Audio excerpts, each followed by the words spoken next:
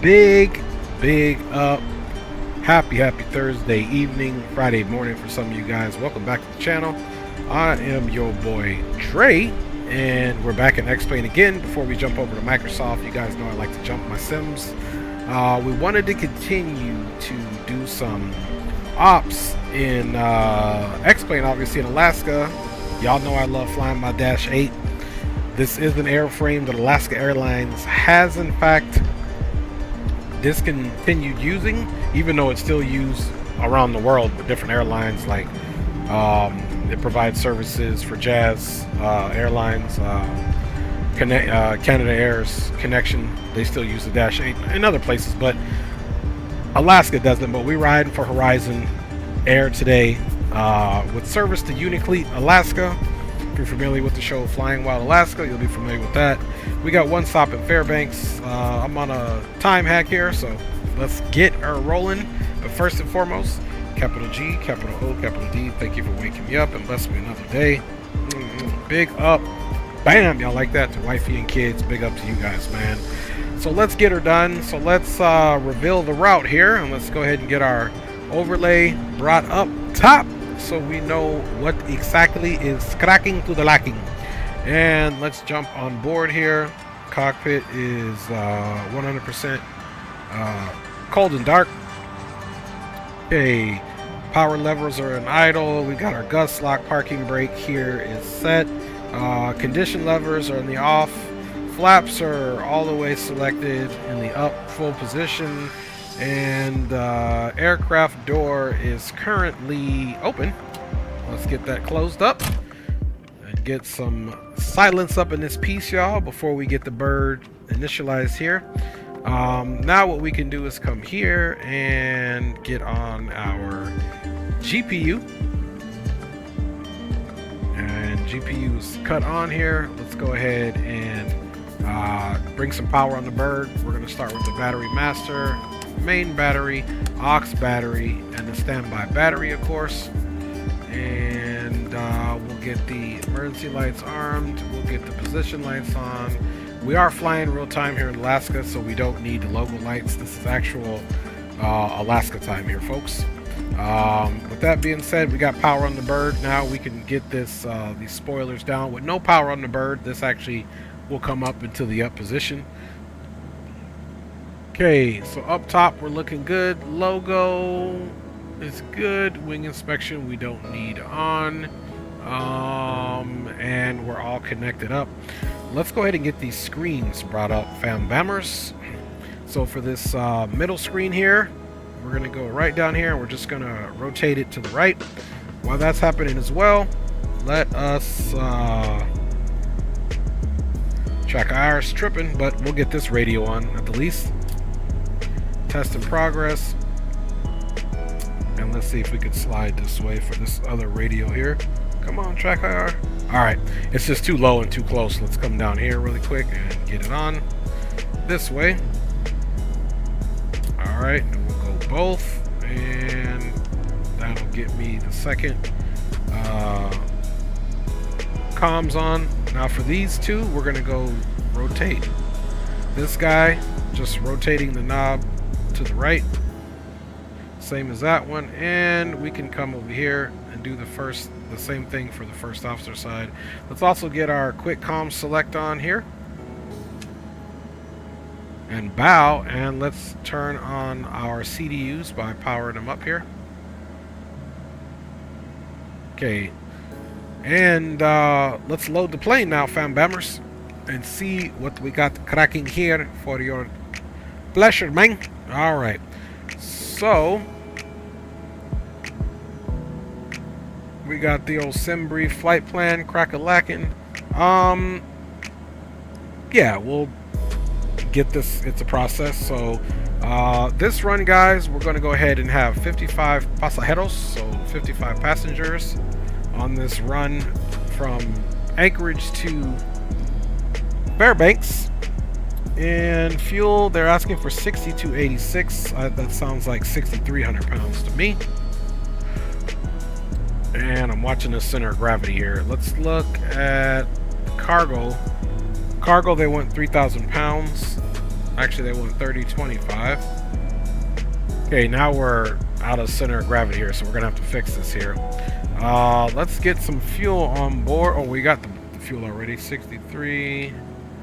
All right, so center of gravity is something that we need to adjust, man, because we're way out of the center of gravity right now, so that's not good. Let's see, 55 packs, 3025, 6,300 pounds.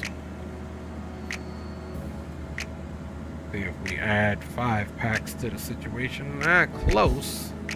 We're just grossly out of weight here. Let's go 55. And let's lighten. We might have to kick some bags off here. Okay, we're close. Let's try 1950. Right on the cusp. Let's see. Fuel 63. Let's lose a passenger. Okay, that didn't do it. Let's gain a passenger. Ooh, we're just right there. Let's go 1850. All right. I'm happy with that. We're completely in. 56 passengers. Cargo hold is 1850 and 6,300 pounds, and we are within the center of gravity constraints. I don't like it, but it'll have to do. Okay, landing fuel. Oh, you know what? Let me go back one. If you don't adjust this, it's expecting that your landing fuel will be off, but once we do that, that number should be adjusted. See, we're good. Landing fuel is saying 3905, taxi fuel 22 pounds, en route fuel use. Now these numbers here are important because we will have to use them to make sure the CDU is done right. So we got 56 packs. I'm gonna lose some information. The pack's weight is 8638. So 8638, total cargo 1850. All right, good enough for me. Let us go ahead and confirm the load and start loading. So they'll probably get this door open, and loading is going to be happening right now. Now at this point, let's go ahead and get our Pack X going here. All right, Anchorage to Fairbanks 2100. It's going to give us the wrong aircraft. It always does. We got to fix it here all the time. We have 56 passengers on board. Even though we have in-flight entertainment and Wi-Fi, it'll be limited to our short flying time here. We'll pick 8. And of course, we can stop these wonderful tunes right now and allow loading music. All right, we're gonna come down here and let's accept our current situation, and now let's start working on navigation so that we can start putting this information into the CDU. Anchorage airport info. We will be departing on the Anchorage 1 departure. And of course, we are going all the way to Fairbanks.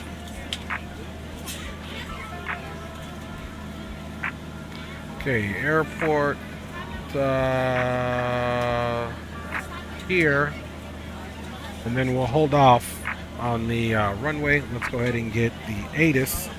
Let's see, departure runway's got its 25 right and arriving at 20 right. Okay, so that sounds about right. So here in Anchorage, we'll push back, we'll taxi here, Kilo, take Alpha, 25 right out, and we'll fly it on the departure there. Okay, here we are. We're right here Ladies and gentlemen, welcome aboard. This is your flight attendant at the speaking. Anchorage VOR there. Please be sure to make sure all large carry-on We're items are expecting in the departure on 25 right, so we'll climb heading 254, and then expect radar vectors to assign route, depict and maintain 4,000, expect further clearance. We don't have ATC, so we'll be going direct to our first point after, at the minimum, meeting this climb on this heading. All your items are put away so that the aisle is clear and we'll have our terrain radar on, and we'll make sure there is no significant terrain under us in order to make the departure and get on course. If you're not able to comply with these actions, into please let a flight attendant know so that way you can be reseated. You are free to use your portable electronic devices during the boarding process. Fairbanks. We ask that larger we need electronic runway devices 20 are right. stowed once we depart from the gate. Thank you and welcome aboard. So we'll be taking 20 right in. Fairbanks is the last VOR endpoint on our flight plan before we're scheduled to transition for a arrival here, which in this case it's going to be getting ourselves on the approach and navigating this terrain here, which will be no problem, and getting hooked up to final and getting ourselves into Fairbanks before we head over to Unic Cle. So we are good there. Let's get rid of that and come here. Good evening, ladies and gentlemen, and welcome aboard and start putting in some information. We're going to depart here. Our flight time will be roughly 53 runway minutes. 25 now that right. the cabin door is closed, please make sure that all devices are in airplane mode and your large devices are now shut down and stowed. Please fasten your seatbelt and make sure that all tray tables and seat backs are in a full upright and locked position for departure. Cabin crew to the doors for departure. Going to the TED VOR, which we really won't be, but it's necessary that we put it in because we got to pick up an airway here. So we'll go list airways. We're picking up Juliet 115. So we're going to type in 2 correspond with that, and we're going to exit that at Fairbanks VOR, which is Fairbanks. And then from the Fairbanks VOR, we're going to go ahead and start making our best concession for our arrival there. So we're going PAFA. We're going to enter that in. Fairbanks International, and then now we can come here to menu and we can go to arrive. We're doing 20 right, so that'll be 6. We're not doing an arrival, and then we're doing the ILS Delta Zulu 20 right, so that'll be a 2. We're going to take it from Musher. I believe that was Musher, right? Yeah, Musher initial approach fix. And now we can go to the flight plan and see what we got here.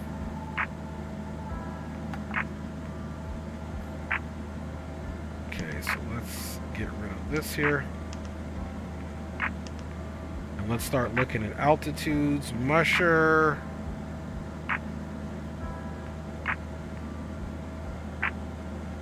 Okay, at Zurep we can be 4,200. Initial approach fix. Let me see, what do we got here? So I guess Musher's up there. Initial approach fix. No procedure turn needed if we get Zurep at 42. Okay, so Musher. We'll call Musher at 5. Zurep. We said 4,200 feet. Boom. Oh, his seat 36.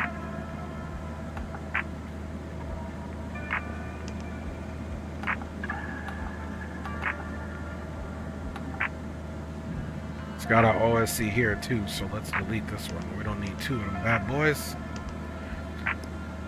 Okay, boom, Signy 34. I like it, but let's override it with ours. That seems to work better with the VNav. Then after Signy, we need to add Hosan.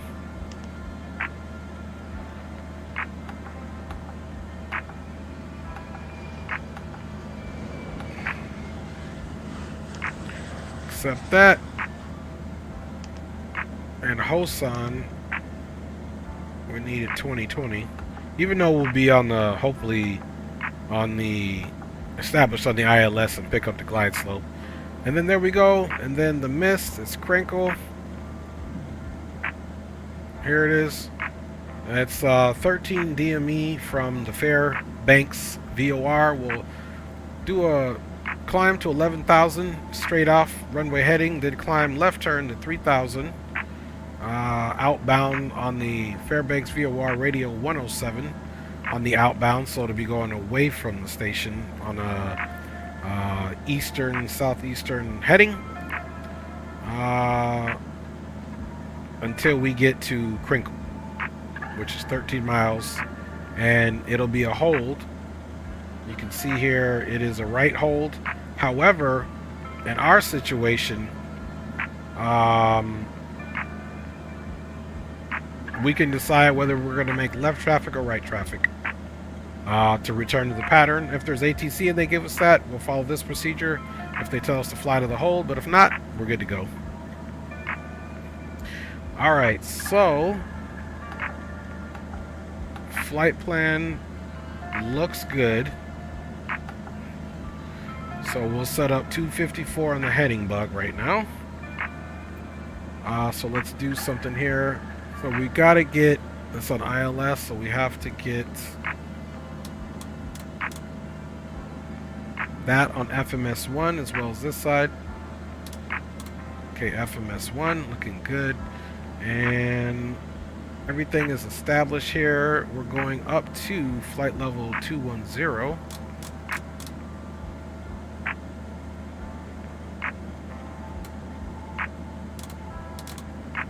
Alright, 210. We're going to be following our lateral navigation. We're going to do altitude select, vertical speed, and we'll climb out, let's say, at 2,200 feet per minute until we get to where we need to be speed-wise, and then we'll go to the indicated airspeed. Okay, packs. This is where I said we needed that information. We got 56 packs. Their combined weight is 8,638 pounds, so 8,638. Okay, that's at an average of 154 pounds. Cargo, we said it was 1,850. Fuel, we know, is 6,300. Let's verify this here. 3 and 3 is 6, 150 and 50 is 3, 6,300. I'm not even going to worry about this here because sometimes you start putting this stuff in and it comes off anyway. As far as the flight plan is concerned, we are going to be looking for reserve fuels around 3,322 pounds of fuel. I do remember us looking at the electronic flight bag, and it did say we'll have about 3,100 pounds left when we land, so we'll be shy about 200 pounds, but that'll be fine. So the fuel is good. So now what we're going to do, we're going to come to the flight plan here. Of course, these are not synced up at all times, so you got to sync them up. So there's the flight plan. Now you'll notice if you scroll down, the flight plan will be incomplete. In this case, Sigma, Hosan, Hosi. Okay, this flight plan is complete, so we don't need to do anything. The fuel page, same thing. We'll go menu, crossfill from obviously FMS1, our only choice. And there's all the information we have, and then we can just put this guy on the nav here. And we're going to put this on the direct, and we're going to get 3 in there. All right, and again we're heading up 254.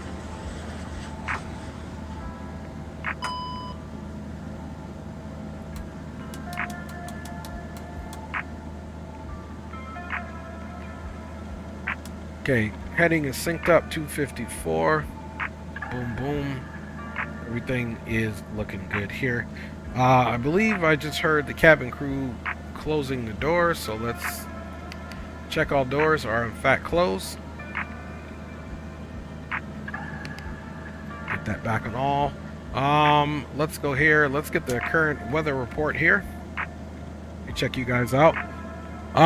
We got D-Champ in the house, man. Good to see you. Zato Flies is in the house. Big up.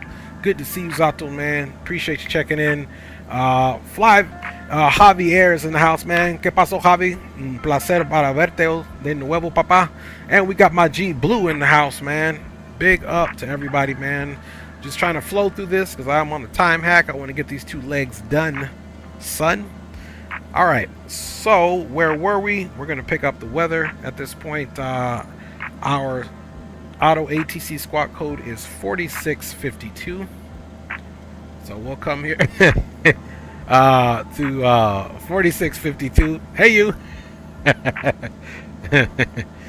Oh, just the lovely wife saying what's up. Hey, babe. Oh, man. You are something else. All right, 4652. What's up, boo? You done providing Christmas out there?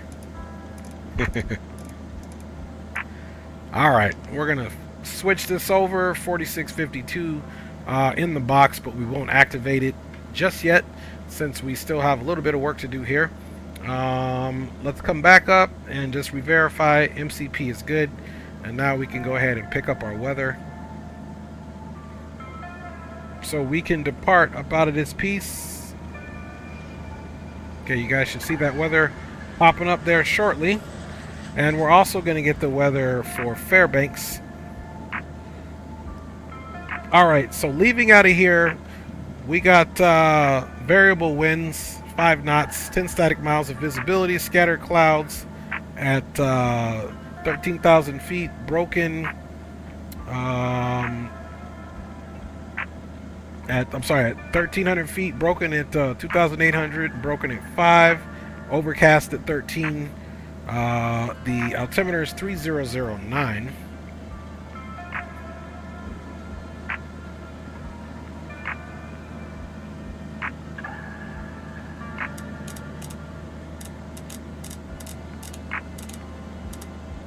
All right, that'll be good altimeters across the board. 3009, that's looking good.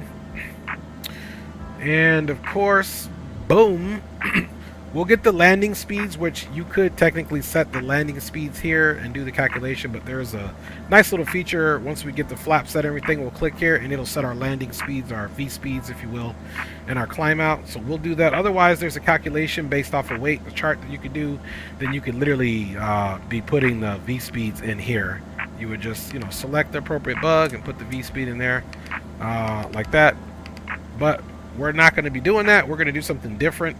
Just to let you guys know, you can do it that way, but we're going to be taking the easy sheet especially because I don't have the chart readily available.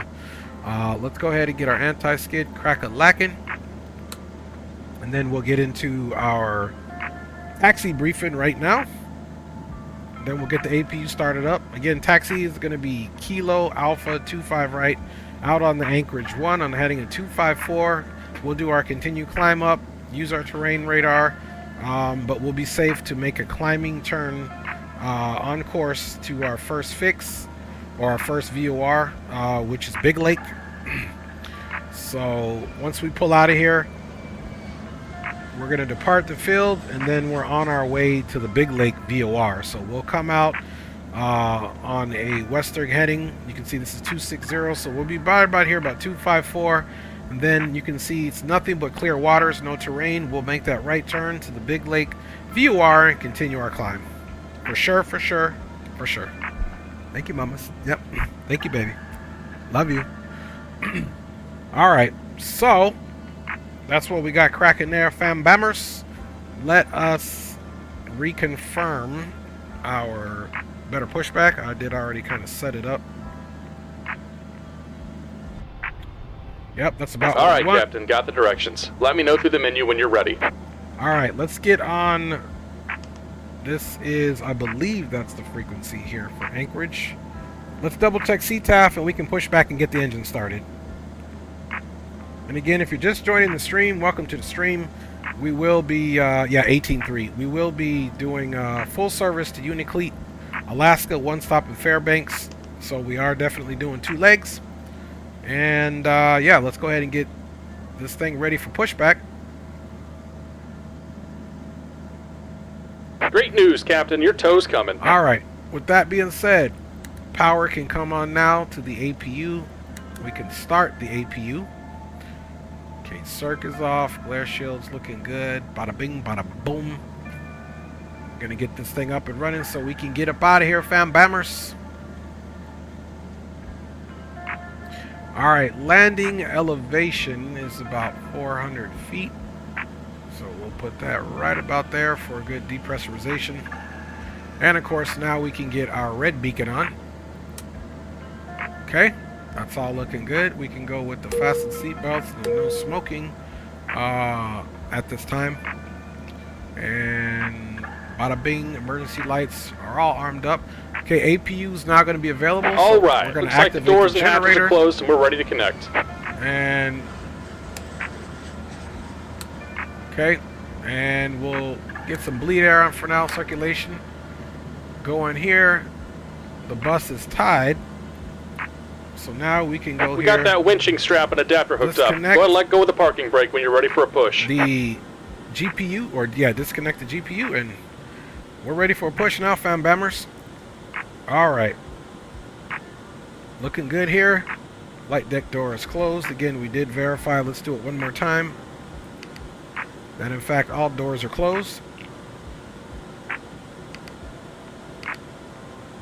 Okay, now we've got our electrical systems up there. Let's go back to all. And let's actually get this piped in there. And let's get her pushed back.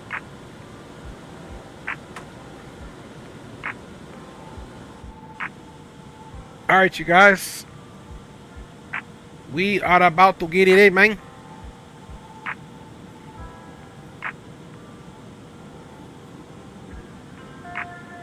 So we should be breaking through this first set of clouds. Here comes the pushback. Light them up. This first set of clouds, we should be breaking out at some scattered clouds at 1328, broken at 5. So we'll start seeing broken clouds at 2,800 feet. But then again, it's overcast at 13,000 feet. So let's roll, Hobby, man. Let's get this in, bro. Ladies and gentlemen, please direct your complete attention to the flight Once again, welcome aboard. Let's get you guys some flight controls on. You will notice a light illuminated above your seat. When this light is illuminated, please fasten your seatbelt Alright, below flight and tight across controls are your on. lap. To fasten, insert the metal fittings into one another and tighten by pulling on the loose end of the strap. To release your seatbelt, lift the upper portion of the buckle. We suggest that you keep your seatbelt fastened throughout the flight as we may experience unexpected turbulence. There are several emergency exits on this aircraft. Please take a few moments now to locate your nearest 5x5, how many? In some cases, your nearest exit may be behind you. If we need to evacuate the aircraft, floor level lighting Just about done here. Go ahead and set your parking brake. In the event of a decompression, an oxygen parking mask brake will drop in is front set. of you. And we're disconnecting the tow. We're Give me just a verifying moment. that the trims are in fact where they need to be for takeoff, and we're also going to get the steering activated so that when we start to taxi, we don't forget it is, because we're going to be off here to the right. And we are keep your mask on until a member of the crew going to go ahead and start the right engine first. In the event of a water landing, a life vest is located in a pouch under your seat or between the armrests. When instructed to do so, open the plastic pouch and remove the vest. Okay, looks like the ground crew is clear. Let's go ahead and call out starting the left engine, of course. Pull firmly on the red cord only when exiting the aircraft. And we're disconnected. Signal and pin on the right. Take it easy and have a safe Okay, flight. signal and pin will be on the right. So we'll give it a second here, even though they did say engine start. Okay, he's coming up. Ground crew is going to be up here and clear. Once again, all devices So we're good must to be go. in airplane mode and your larger devices must be turned off and stowed at this time. Please securely stow your personal Alright. items. Make sure your seatbelts are fastened man's and gonna hop seat off his straps and tray sled. tables are in their full upright position. We remind Boom. you that this is a Ground non-smoking crew flight. is Tampering clear. with, disabling, Clear or to start the destroying right smoke engine. detectors located in the lavatories is prohibited by law. Alright, All this let's get information and more can be found in the safety some card rotation located here. in the seat back in front Let's of get you. our fuel introduced. We suggest reading this and letting a cabin member know if you have any questions. And Thank you for right flying with us engine again, and we hope is you on the enjoy way your up. flight. Got some rotation here on the blade, on the props there.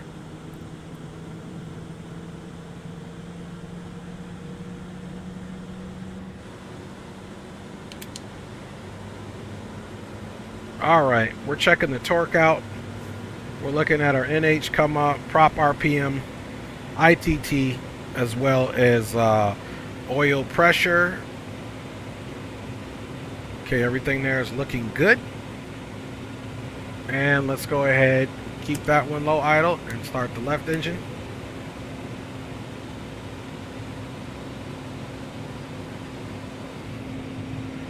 Left engine is on its way up.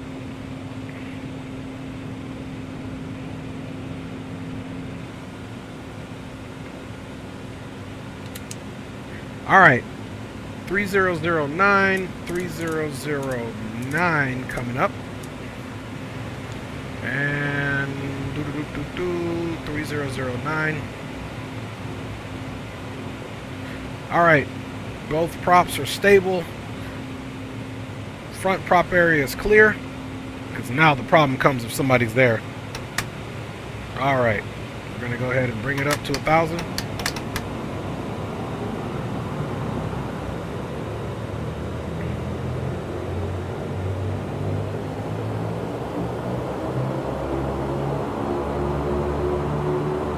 IGT's looking good. Pressure, oil pressure, temperature is looking good. All right, torque is stabling out. Now what we can do is get our APU off. Ready to go. We'll turn the recirculation off. This bleed air can come off. Now we'll get these bleeds on again. Fan can come back on. Generator's off. And power's off. We can untie the bus. Now we'll start eliminating some of these other features up here. Bada bing, bada boom. And the last thing we have is the parking brake. Okay, let's go ahead and do our flight controls check. We're going to be checking our hydraulic indicators here on the multifunction display at the bottom. In order to fully do it, we got to take the gust lock off. And we're going to go full up.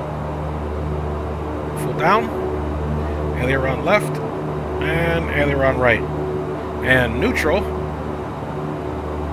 Okay, that's looking good. And let's go rudder right and rudder left. Toe tap, looking good. Flight controls check is complete, so we'll put the gust lock back up for taxi. And takeoff trims we said were where they needed to be 100% for sure. So now guys, let's run our quick little checklist here. Alright, before start, circuit breakers were checked, passenger signs are on, emergency lights are on, anti-skid is on. One other thing we're going to do right now is get our auto feather on, our tanks, auxiliary tank 1 and 2, as well as PTO takeoff and standby hydraulic pressure. Fuel transfer quantity is good, emergency brake pressure is good, power levels, disconnected fuel off reviewed, we did all that. Start approve, all these were done. Doors, APU bleed is off, anti-collision was red, engines were clear for start.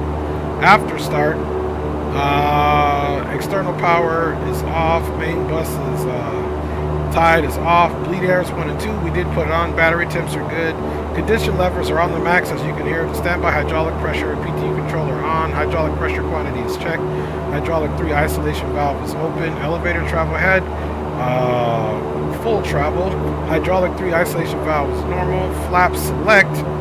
Alright, we will be departing flaps 5. It is going to indicate here, bye babe, love you. Okay, they're going to indicate here, and then now that we're setting those flaps, we can just hit here, and you can see our V1 is 123, V rotate 123, V2 127 with a nice clean climb out at 148. Okay, no de-ice was necessary, rudder travel was full, steering switch is on, windshield heat and pilot heat is coming on, and on. Okay, radar nav comms are set, PFD, MFD, and ED, yaw dampers on, and taxi, here we go. Okay, taxi, we need taxi light, altimeters are set, flight instruments already checked, tank auxiliary pumps 1 and 2 are on, auto feathers on, flaps are set and indicated, trims are set, takeoff warning, We'll get a test here. Condition levers are on the max. Pitot static heat is on. Ice protection we don't need. Caution warning lights are checked and reviewed. Flight clearance has been reviewed, and the cabin is secure. All right, Aviation Geek is in the house. Last thing we need to do out of that checklist is put that on and announce our taxi. Anchorage traffic. Horizon Air 318 pushback from stand Alpha 6 will be taxiing the runway 25 right via Kilo Alpha for departure on the Anchorage 1 with a turn to the north for Anchorage traffic. Alright, so parking brake is down, lights are all on. Let's go give ourselves a fit check here before we do anything else. Alright, y'all. She's looking good. Let's roll. Welcome aboard Horizon Air Flight 318. Full service to Unic Cle. One stop in Fairbanks, Alaska.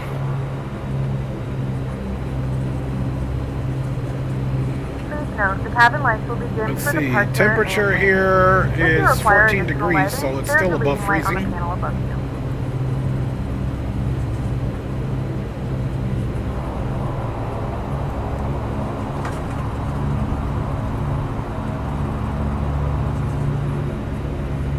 Flying time is 53 minutes for the first leg.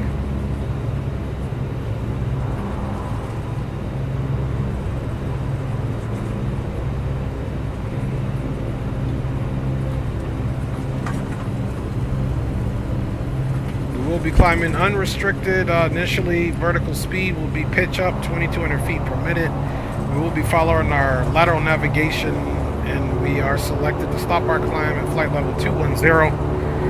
Once we get speed bleeding down to about 180 knots, between 180 and 175, we will go into the indicated airspeed climb and continue our climb in the indicated airspeed profile all the way up until we reach our target altitude, 21,000 feet.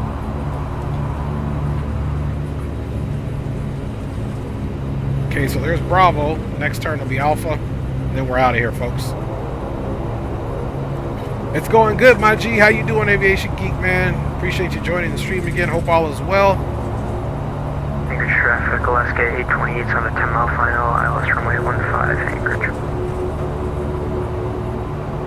I'll say he's turned the final, so he's a non-factor. Arriving runway is usually 15 when it's these winds, and departing runway is usually 25.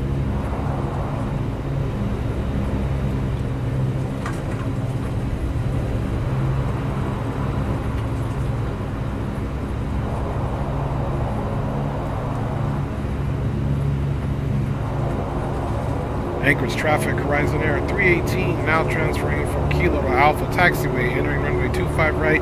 Immediate departure out of the Anchorage 1 with a turn to the north. Anchorage traffic. Alright, landing lights coming on. Strobes are on. Final is clear. Let's double check that one more time. And guys, today is going to be all stock X-plane. I don't have any ortho in this region, and I'm not running any special scenery. So that's a little miracle. All right, runway is clear.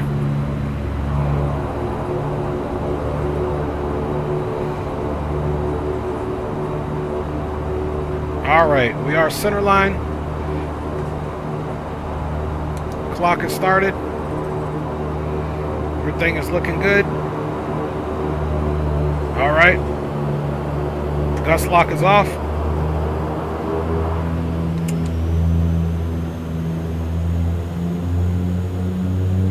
Power is set. Yoke to the front. Forward pressure. Traffic, Alaska 828 on a 5-mile final, runway 15. Airspeed is alive. 80 knots. Looking for 123. 104. All right, localized pressure. Takeoff speed has been achieved for rotation. Nice and smooth. And positive rate. Gears coming up.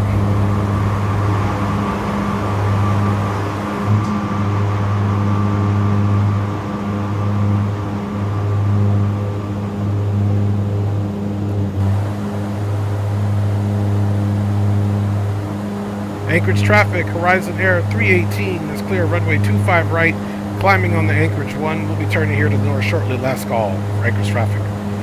Alright, guys. Okay, we're balancing out. Let's go into climb power now. Flaps up. Climb power. Going into the 900 mode. 900 mode climb power is achieved. Flaps are indicated and selected up. And now we can go here to enter. And now we're going to make our right turn to our first VOR as we continue to climb out. Speed is bleeding nicely. So we're going to go into the indicated airspeed climb here shortly.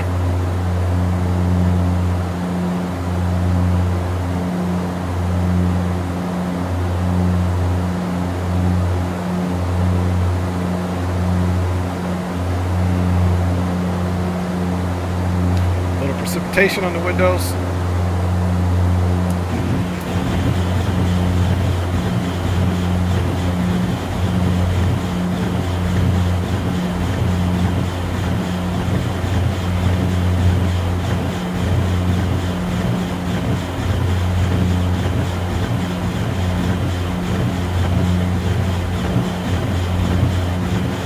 We're about 181 knots. I like it. We're now in indicated airspeed. Actually, we dropped down to 179, which is okay as well.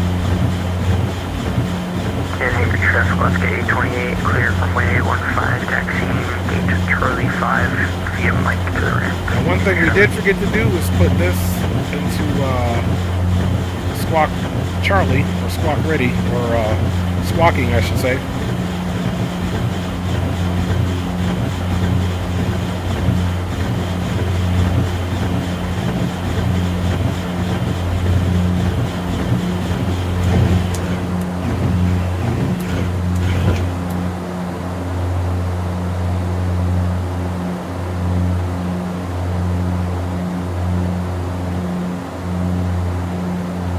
Go ahead and climb it up to 10,000 here.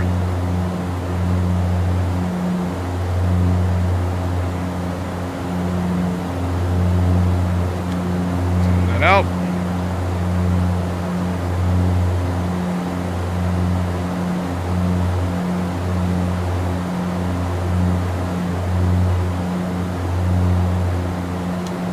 Make sure that weather radar's on.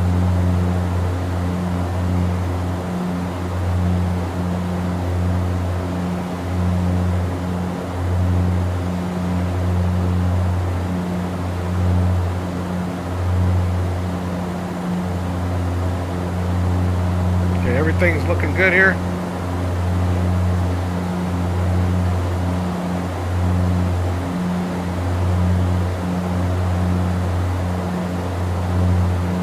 $8,800.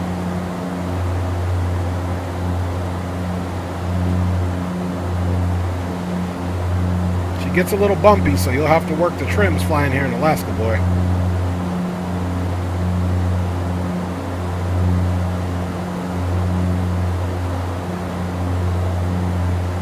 Okay, about 300 to go until we are at 10,000.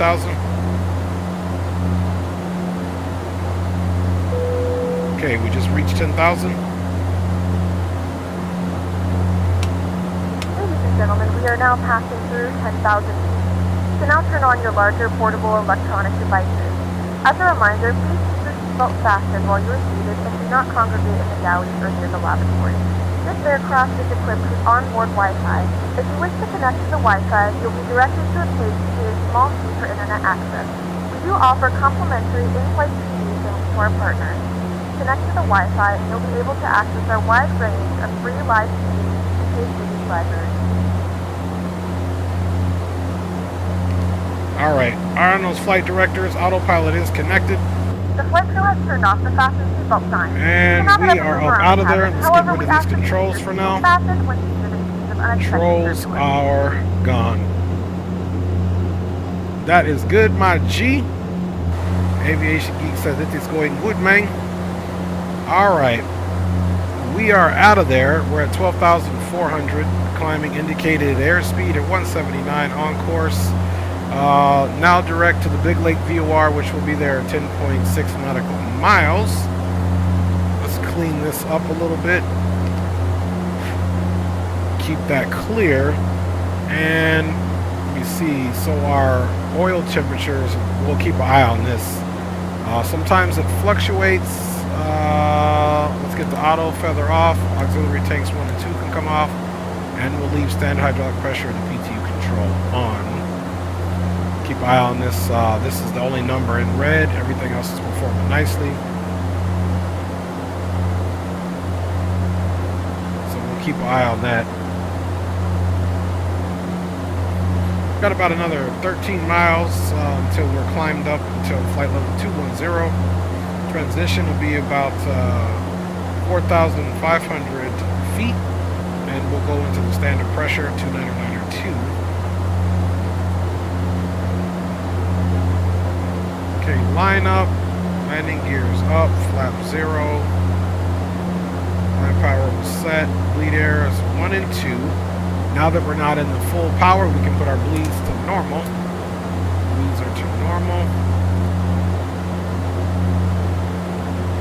See, standby and hydraulic pressure power control normal. We'll leave it the way it is.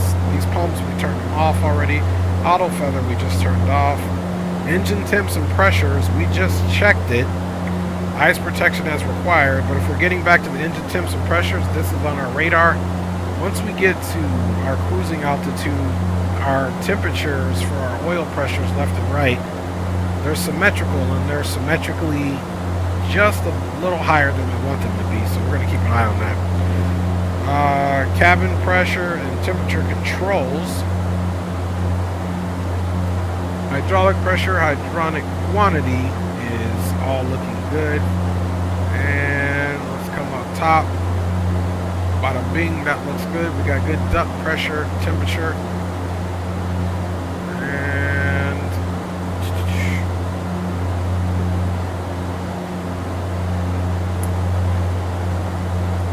we will move to the next thing. So engine temps and pressure is good. Cabin pressure and temperature controls, we'll check. Passenger sign as required. We'll keep fasten seatbelt sign on.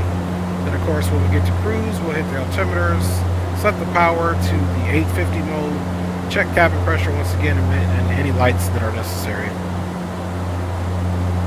About 400 feet to go until we hit the altimeters. To the standard mode. Let's go ahead and put this guy in standard.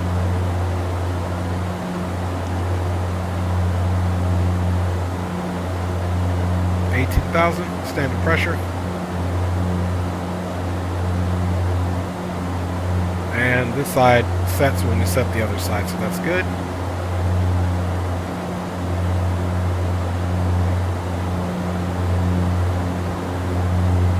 Okay, this is our cabin temperatures. Once again, everything looks good here. So differential pressure. Here's the actual cabin altitude. Even though we're climbing, it feels like it's between 7,000 and 8,000 feet of pressure in there. So that is good to go, man. Okay, now what we'll do is we'll switch over to Unicom.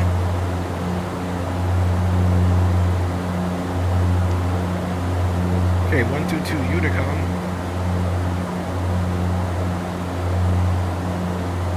Got about 1,700 feet to go until we are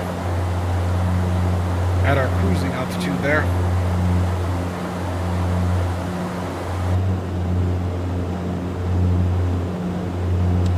Andy Black got me a mid-year haircut and feel like a new G. That's what I'm talking about, G. You always want to feel new, G. You know what I mean? Alright, y'all.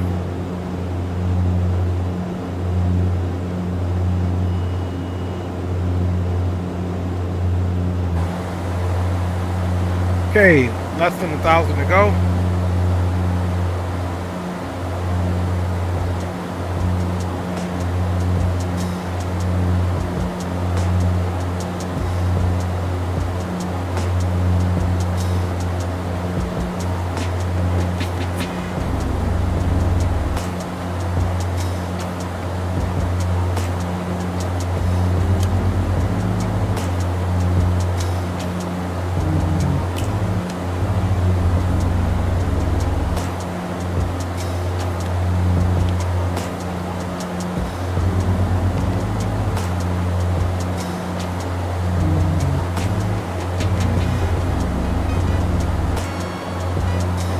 Alright, so we have almost went complete wings level, establishing our altitude of 21,000 feet.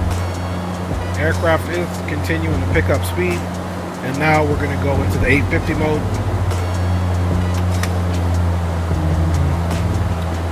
Okay, now we're in the 850 mode. Now let's look at this oil pressure temperature within the next 2 to 3 minutes and see what it does. Speed is continuing to increase there. So cruise, altimeter set, power set, cabin pressure has been checked, and the lights as required.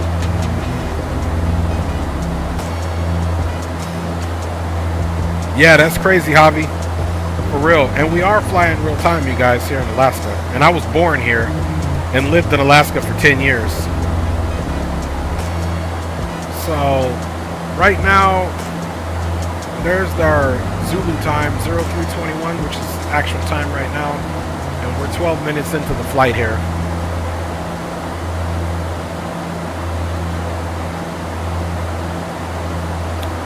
So as the aircraft continues to pick up speed, let's get in here and figure out our VNAV situation.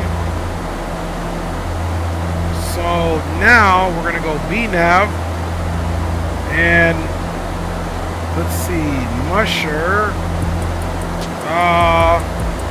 Let's do one thing here really quick.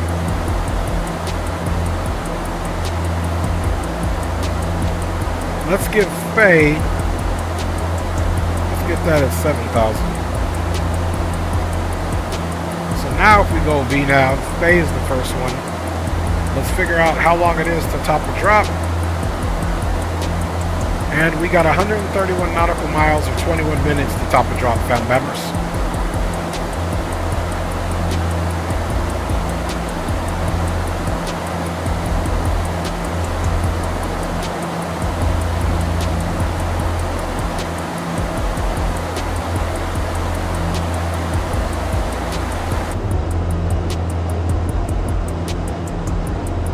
All right, y'all.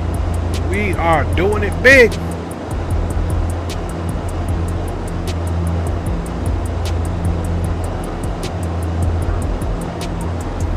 On our way, y'all. Here in a second. I did do Anchorage to Fairbanks route the other day, so the ILS and all that information could potentially be the same.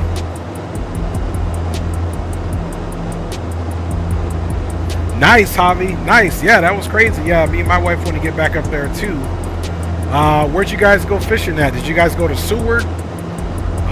Seward is a big fishing area, and they have a lot of fishing tours in Alaska, man. I can tell you that. That's good, man. That's good, Javi. Well traveled, my G. Well traveled. All right, let's walk the cabin really quick.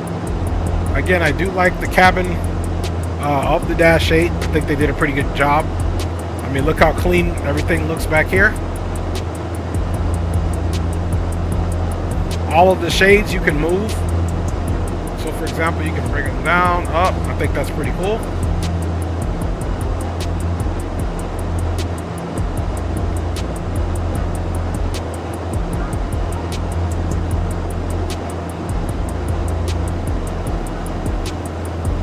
Overhead bins you can open up.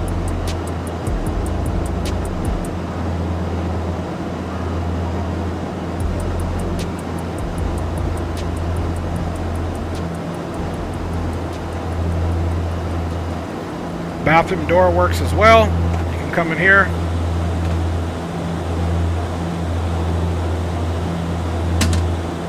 You can hit the toilet.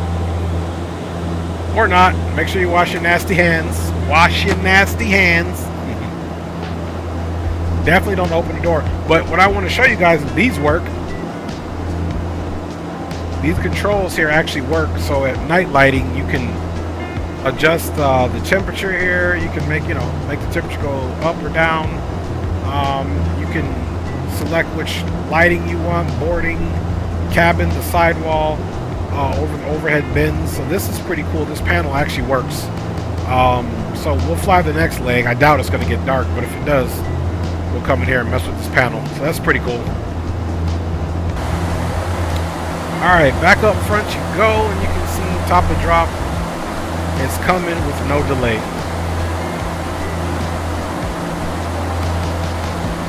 Okay, Seward, bet. Yeah, that's a big one, man. Salud. Oh, camera's messing up. There we go.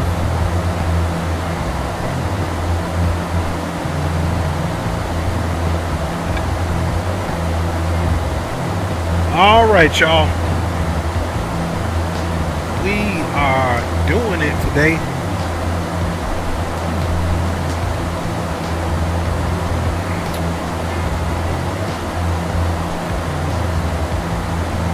All right, y'all. So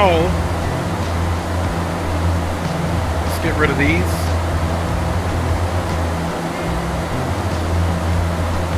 Ooh, it's hot up in here. I'm gonna have to yeah, roger that, man, and then eat it up. Hey, hang on, y'all. I'll be right back. I have to essentially turn the fan on the room, which I did. This room, even though it's a large room, it gets very hot, obviously, with the computer fans going on. So give me like 2 seconds, man, and I'll be right back with you guys.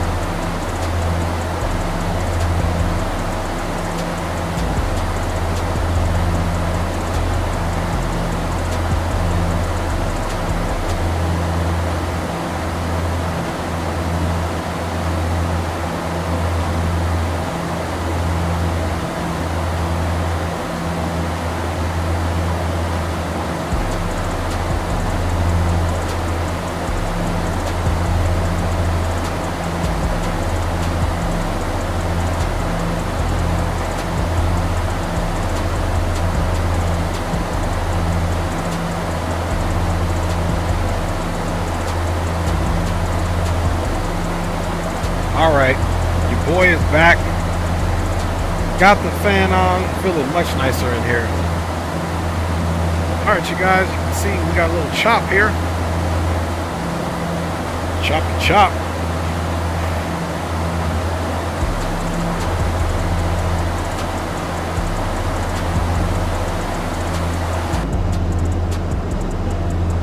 Doesn't look like we're getting any precipitation yet, but we are definitely rocking.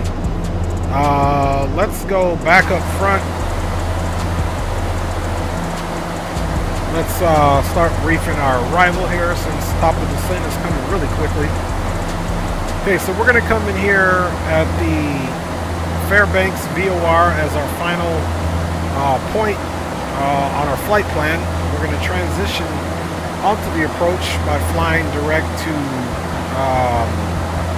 Musher, to ensure that we get to 4,200 feet at Zurep, which is our initial approach fix. And then, of course, as we're on our way in, you can see we get the Maltese Cross pretty quick to start picking up the ILS lateral navigation, as well as our glide slope for our vertical navigation, all the way down runway 20 right.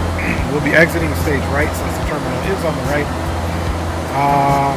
If we have a good visual day and we're down to 4,200 feet to our liking, or actually 36, but 42 for sure is here.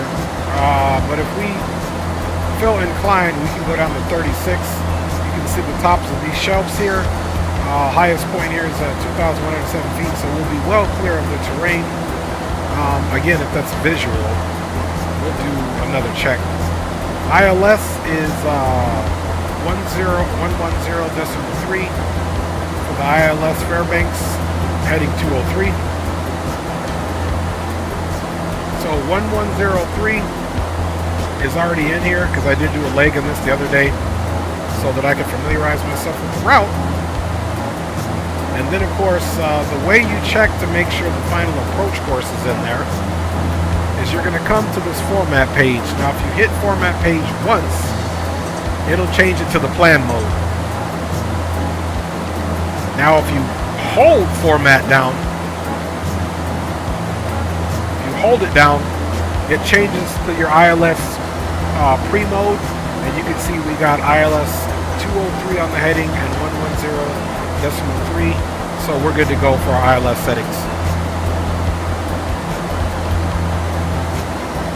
And back we go, and we've got about 78 miles to go, or 12 minutes or so or less, until we hit our top of drop.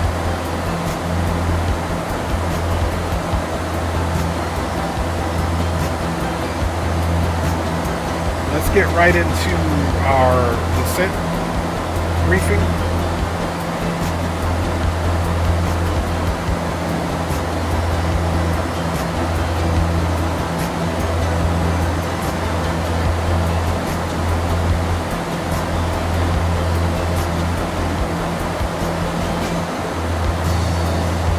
Okay, descent, we'll set the altimeters, we'll get the approach landing briefing. We've already done our missed approach briefing, of course.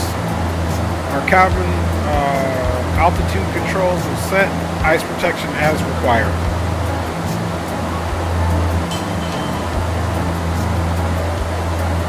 Let's go ahead and get a sneak peek at the weather.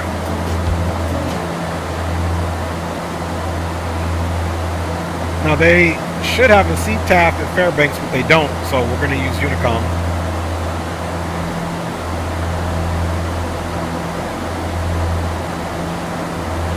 Alright, so winds are calm there.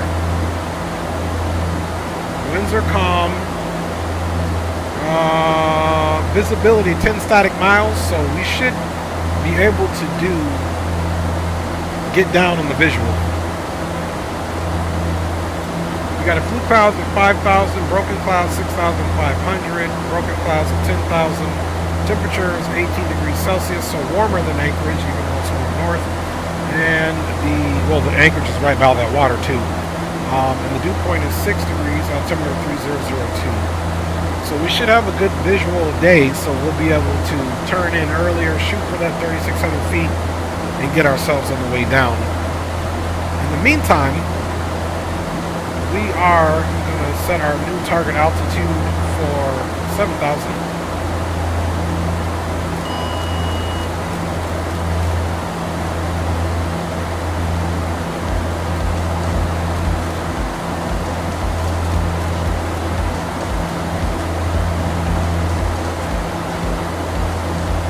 Alright, there it is at 7,000, and you can see top of the descent now is under 80 miles.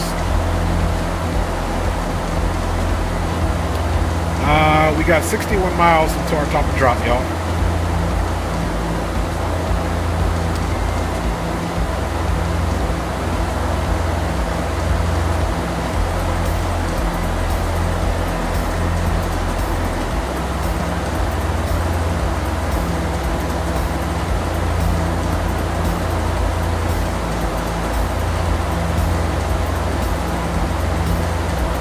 Delta Echo Papa Lima, greetings my G. Good to see you, fam bammers. Hope you're doing well. Thanks for joining the stream. For those that join in the stream and are not commenting, welcome to the stream. I appreciate you whether you comment or not. Appreciate your viewership and sharing our passion for aviation. We are doing a flight in an airframe that's no longer used by Alaska Airlines, although the airframe is used still in some airlines around the globe. We got full service from Ted Stevens, Anchorage, Alaska, to Unic Cle, which was more popular featured on Flying Wild Alaska on the Discovery Channel as a location. And then, of course, we got one stop here in Fairbanks. And then from Fairbanks, it'll be a little flight over to Unic Cle.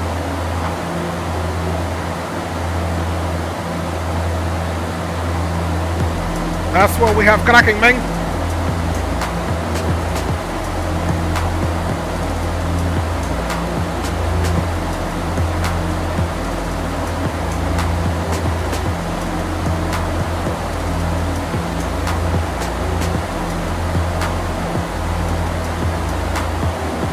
Alright, here shortly we'll unjumble this so we can see better. And then we'll start our descent and we'll make sure we get our terrain radar on.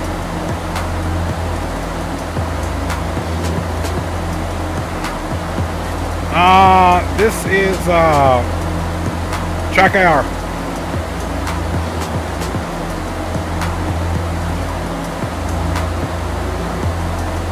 So let's be mindful and square our heading up.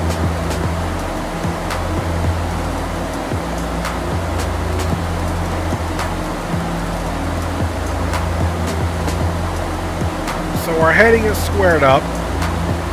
And one thing I want to note too about the vertical navigation in this aircraft, we won't be able to activate its vertical nav feature until we're about a minute or so before our top of the drop, or our top of descent, commonly known as top of drop. And then we're going to get a magenta indicator on our altitude tape, which will give us an idea that we can in fact arm the VNav. So what we're going to do now, we got our target altitude here set for 7,000. We're going to hit altitude select.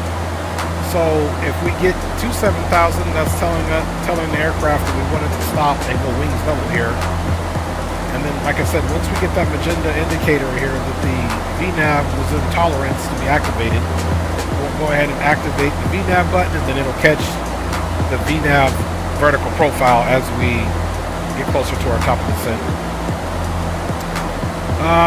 Just checking on a few things here. First stage of flaps, we can throw it in under 200 knots, 10, 181 and under, 15, 172. We will not be landing flaps 35. At least not on this first go round. Runway's nice and long here in Fairbanks. We'll come down here 20 right. Goal is to exit more than likely hotel or golf. But if we have a really good, solid landing, we can probably come off at Bravo, and then we taxi into the ramp.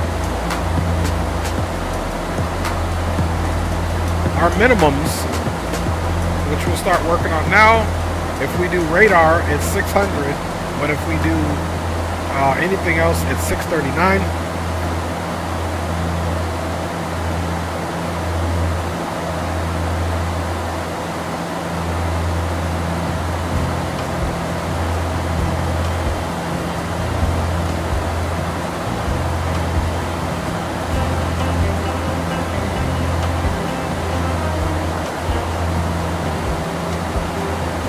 So it's 639, so we made our minimum 640, so we'll be off by a foot. So that is barometric, of course, so that will be what we're looking for.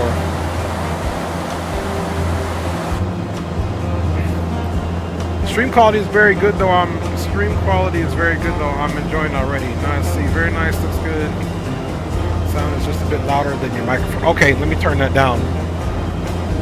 So thank you for that, and that's what I need to know. Okay, you guys tell me how that is. That should be a little better. And is track IR worth it? 100%, absolutely. It's worth it if you are doing any simulated game, truck driving, DCS flight sim, or commercial flight sim. To me, I can't live without it. I mean, I used to do it without it, but definitely wasn't as immersive as I wanted it. Delta, let me know if the volume got a little bit better. I did mix it down a little bit. Sometimes I forget these different aircraft, they have different volumes. I don't know here with this menu. Yeah, if we could even, I don't think you can mess with the sound.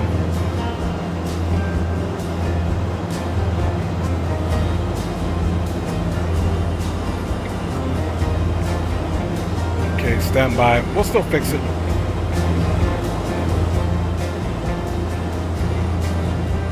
We'll go about that low there. I'm just adjusting it with my audio mixer.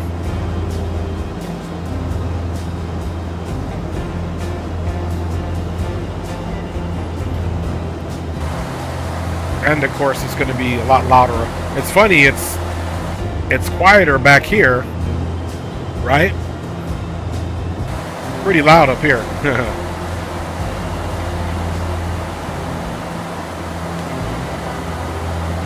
Okay, roger that. Thank you for bringing that up too. I appreciate that. I love when you guys let me know if the volume is too overwhelming, you know, especially per aircraft. So I do appreciate it, man.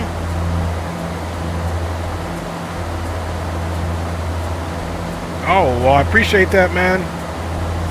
I'm happy the streams are entertaining to you, and again, I do appreciate your support and your commentary. So thanks for checking in on the chat, man. I appreciate it. I do appreciate it.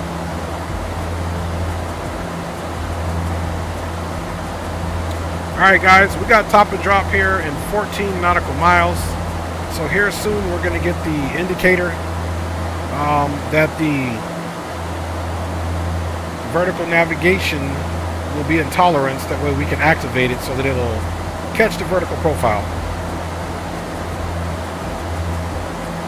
Okay, here is the magenta indicator, or caret if you will, indicating that we were within tolerance. So the last thing we have to do to make sure that we descend down is hit that. We got a caution here, but nothing on the annunciator. Let's see, we do have a message.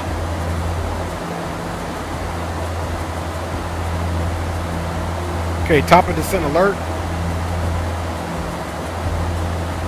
We got 9.2 nautical miles.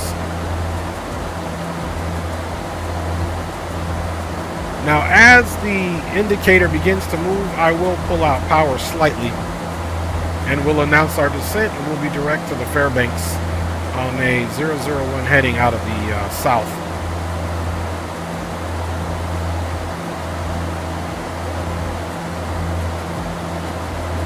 Nice. Well, I hope you enjoy your 2 days off, my G, and I'm glad you got to catch it, man. I know sometimes too, that's why I don't stream that much. A lot of stuff going on work-wise and at home sometimes. So yeah, I can totally understand that, my G. But I do appreciate you being here.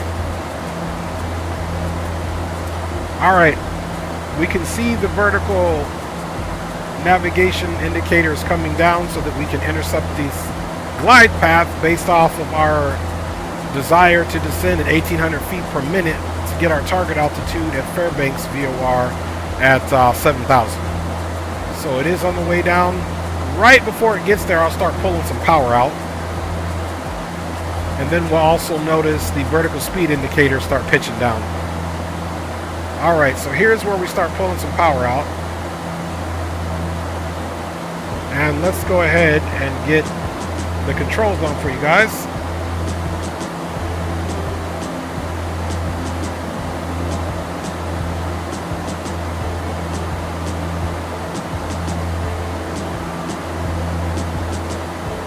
Okay, we're on vertical navigation now. Top of the drop has happened.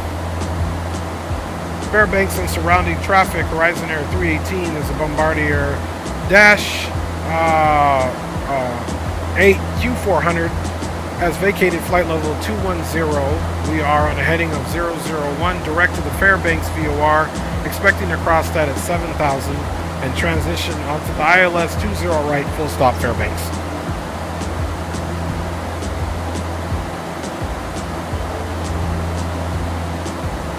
All right.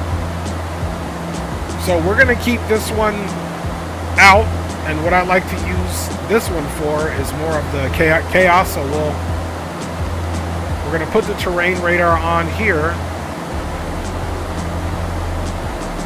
So terrain is on, and then I'll reduce this to a 40-mile spread. So as we get lower, I don't need to see my flight path. I can use my side for that, but I'll use this more for terrain awareness.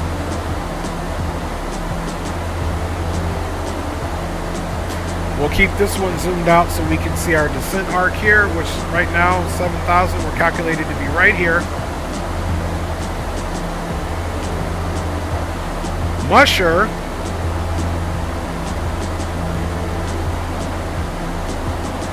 you look at the flight plan, Musher, we got at 5,000.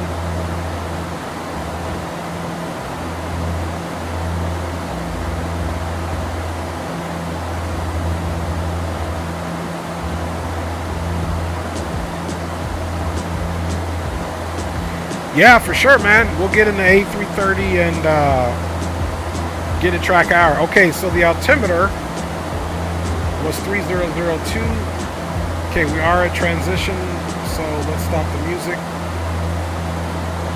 And let's do one more altimeter check here.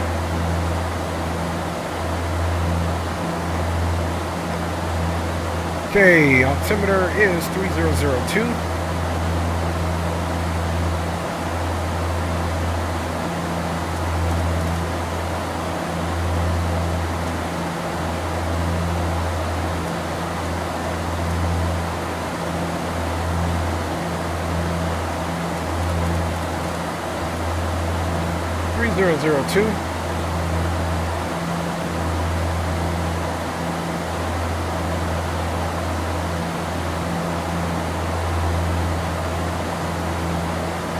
So as we get closer, and I like what I'm seeing, we'll go ahead and reduce this and take over the vertical. We'll take over our vertical profile with the vertical speed, and I'll get us in here because between here and here we can be 5,000. But if we saw the tops of those shelves were no more than, let's say, 2,200 feet, so we'll be okay. Because if it's a nice visual day, we'll turn in early, get established, and get her on the deck.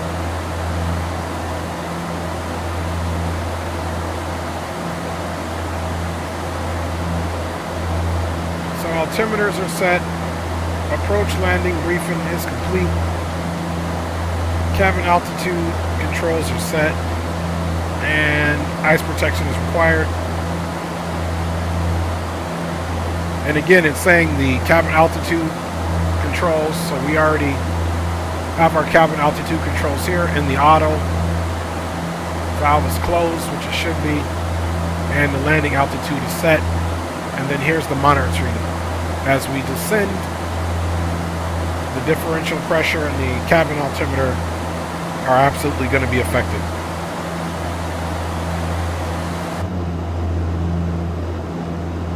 Leo, man, what up, my G? What is up, Leo, man? You streaming, dog? You live, Senor Sticks? Or you at work today, or you kicking it? Any of the above.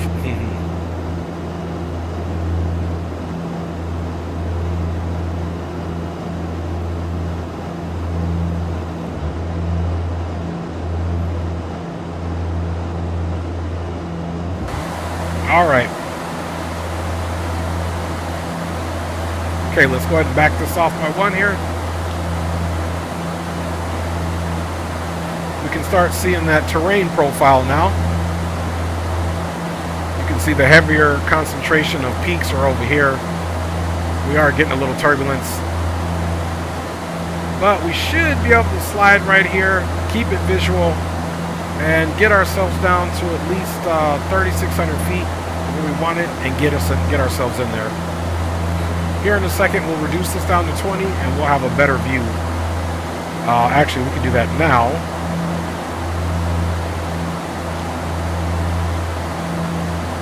Let that terrain radar start feeding in, and see there's a little corridor we'll be passing through right there. Okay, let's check speed. Let's start pulling that power back. We do want to be under 250, and we're close down, so let's go ahead and start bringing the power all the way back. Now what I'm going to do is I'm going to go to 3,600 feet.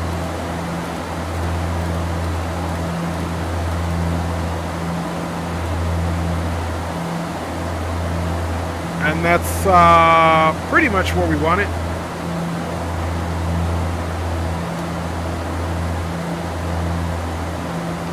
We'll go vertical speed.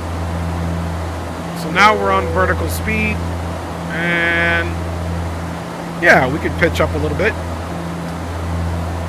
Okay, we're getting right there at 10,000. Let's power up a little bit. The seatbelt sign is now on. landing lights are on.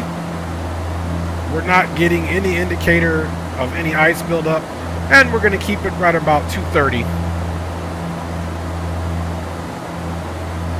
All right. We have begun our final descent into Fairbanks. Flight attendants will be passing through Fairbanks traffic, Horizon Air 318 is currently 9,400 direct to the Fairbanks VOR and 8.3 miles.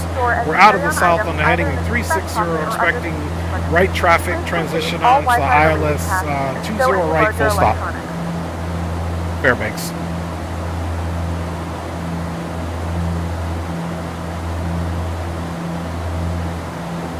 All right, so we got our lights on. We could probably turn the taxi off since it's on the strut.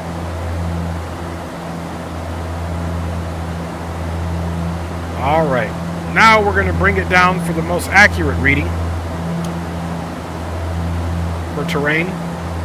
And now that we're in this zone, we'll back this up once, and I'll put the terrain radar on this side as well. So that's what we're looking like. And we don't need to be 3,600 feet here, so let's extend our descent a little bit. We'll pitch up.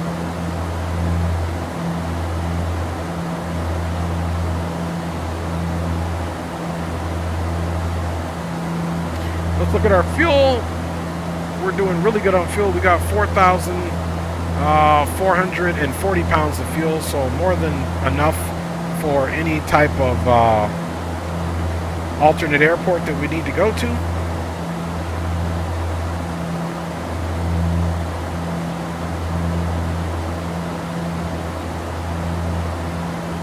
Hey, right, Leo? You silly. He said become a million. Hey, when you get the plan, Leo, let me know, dog. We'll work on it together, homie. Delta says, a few years ago I got a 737 TCA and got well prepared for my type rating and X-Plane 11. It really helped to learn the AVCOM FCT stuff. Yeah, for sure. For sure. Okay, just off of the right wing there, you can see the field. We're pretty much going into a downwind. And again, this is all stock X-Plane. I didn't ortho anything up here, so. Alright, so we'll continue to fly this on the heading mode now. So let's go heading mode. We're looking good, and we'll make a little adjustment here to our downwind. And let's bring that speed now down to 210.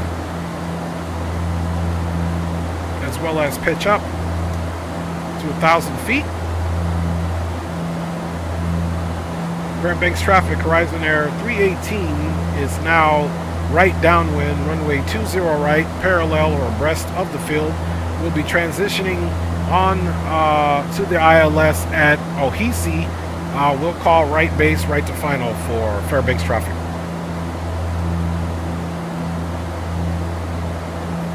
Okay, we can pitch up even a little bit more, help us manage our speed as well. Okay, now we do have a good visual of the terrain, so that is a little satisfying.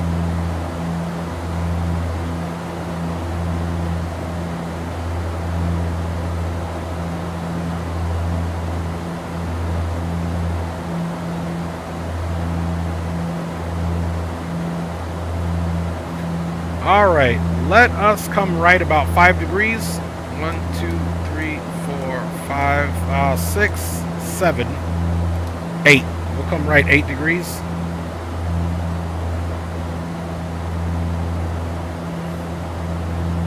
We're at a really good speed. Okay, approach speed will be about 140 knots. Wind, if you guys can remember, we're calm. So now that we don't need vertical navigation, the last thing you want to do is keep anything distracting on there. So I guess I can't take it off. Okay, there we go. We're almost to our altitude. It's off. 3,400. Now we can get this thing zoomed out and prepare for our right base coming up here soon. Speed is looking copacetic.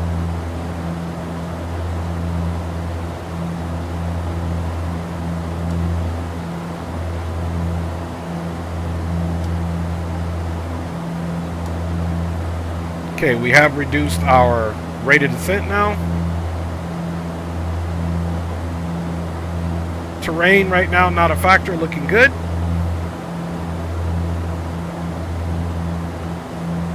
We don't need auto feather. So before we make our right turn, let's get into the approach.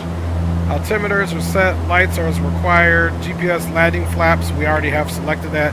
We'll be landing at flaps 15. It's already indicated in the 15 selection there, so that's been selected. Fuel transfers off. We'll get the pumps on. We'll get standby hydraulic pressure and PTU control on.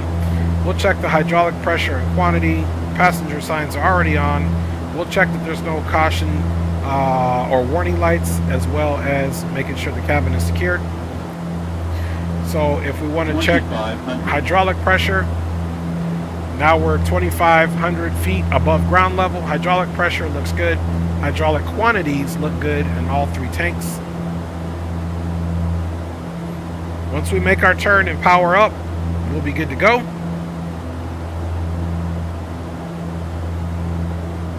Let's get on here and get to our direct two just in case.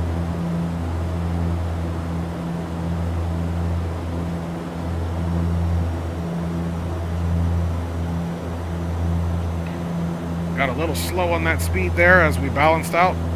I'm paying attention there, so caught that. I mean, we would have caught it. It would have went into the barber's pole, but we did get a little slower than expected. Fairbanks traffic, Horizon Air 318, right base for runway 20 right. All right, guys, we're making our right base here.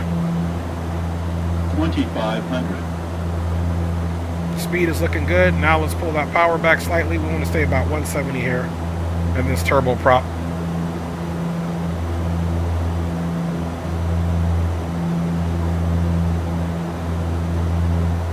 Okay, things are going to happen quickly here, so let's keep that same energy in the turn. Let's now come up here. We need to turn the bleeds to the minimum. Let's go ahead and get the conditioner levels all the way up to the 100% profile, or the 1,000 RPMs.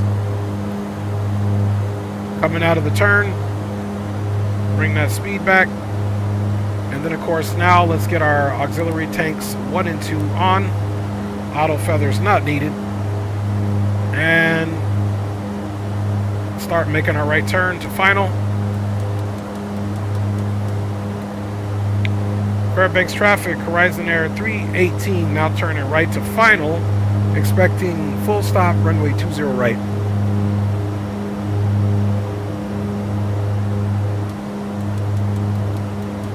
And we'll go approach mode.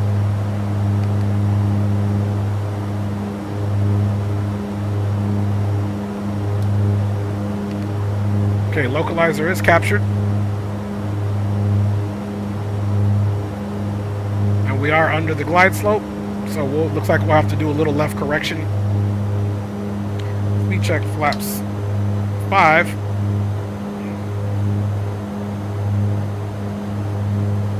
I do have the runway visual.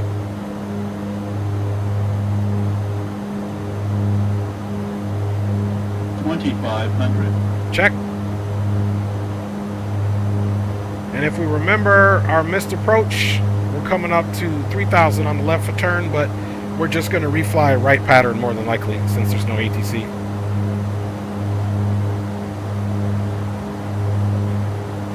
All right, here shortly we're going to get gear on the way down.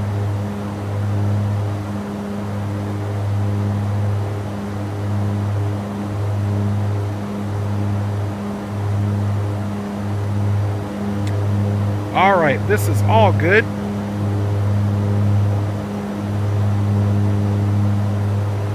Light speed is in the house, man. What's good with you, man? I'm your passenger. I'm going to count on the pilot skill. Roger that.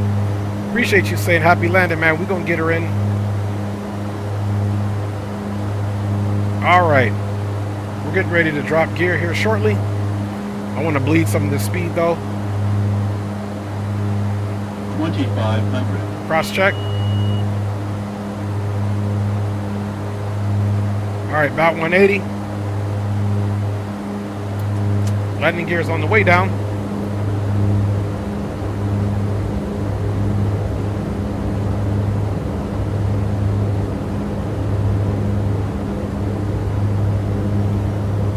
push some power in there. Okay, landing gear. We've got 3 green. And we're going to select flaps 15.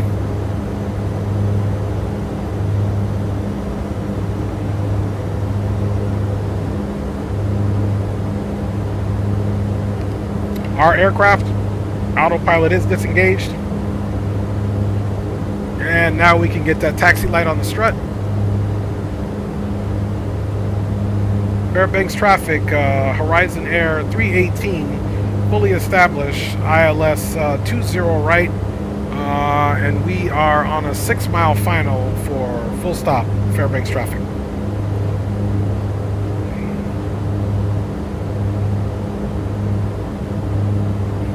Okay, speed is looking good. I'm going to let it bleed down. Flaps are selected 15 and indicating as such. All landing lights are on. Bleeds are at the minimum. Touchdown briefing has been given, so we are good. We're a little lower than we want to be, so let's correct here.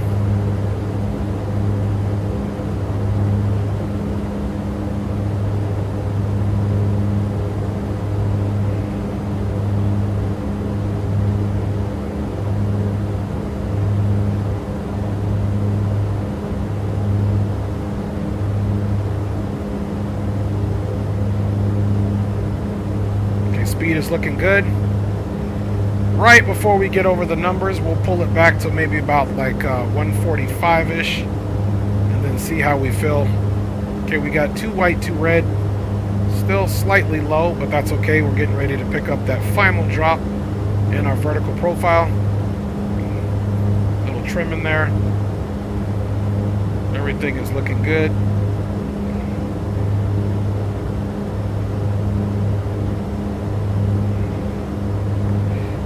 Right. Fairbanks traffic, Horizon Air 318, short final, runway 20 right, full stop. 500. And we'll continue. We did get minimums.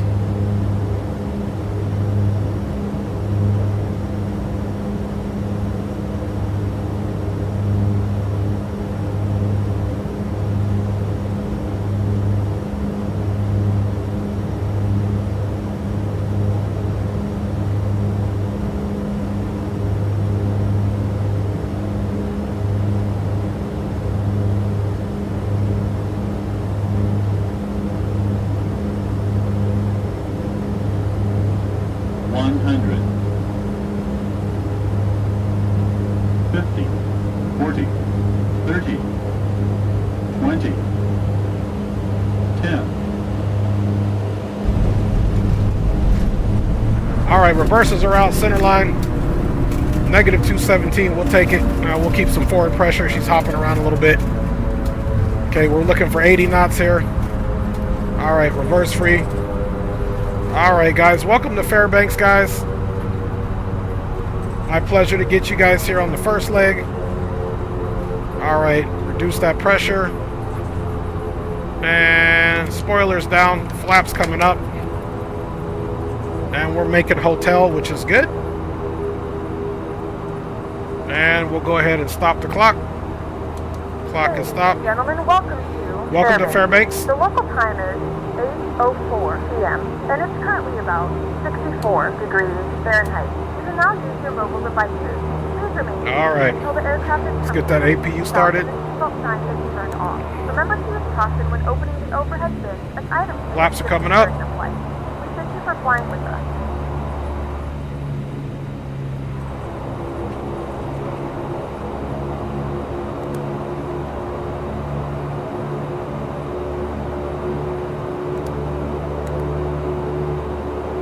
Alright, starting APU. Landing lights can come off. And let's taxi in, folks. Let's get our power. Welcome it in, fam bammers. I'll check you guys out here in a second.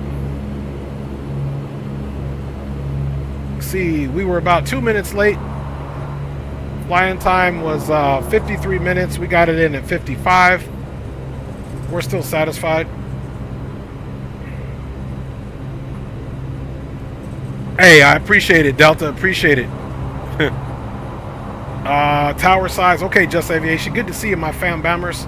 I got the 7000D Corsair airflow tower, so it's a pretty tall tower, and we're running GPU is 3080 on this one. We'll be upgrading probably to a 4090 pretty soon here. So I appreciate you guys. We got her in on the first leg here.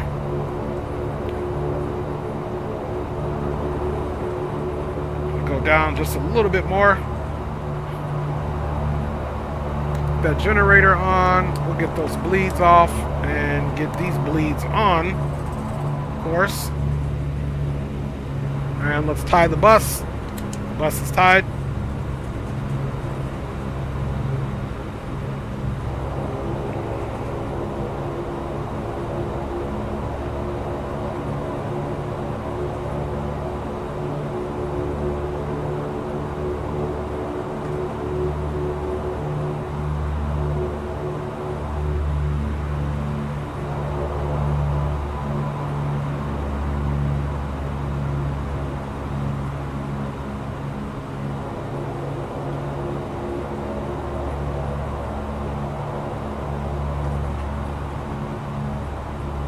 And the light's coming off, or taxi light rather.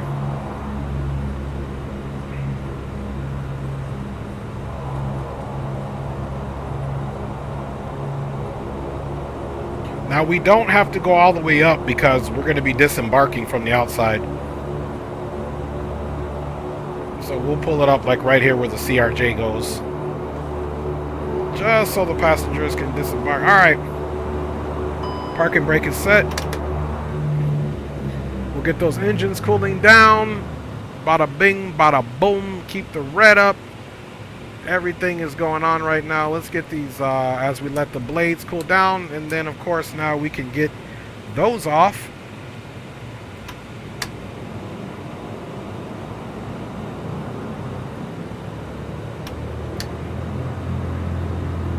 Alright, I hate when that happens. Hit the wrong arrow.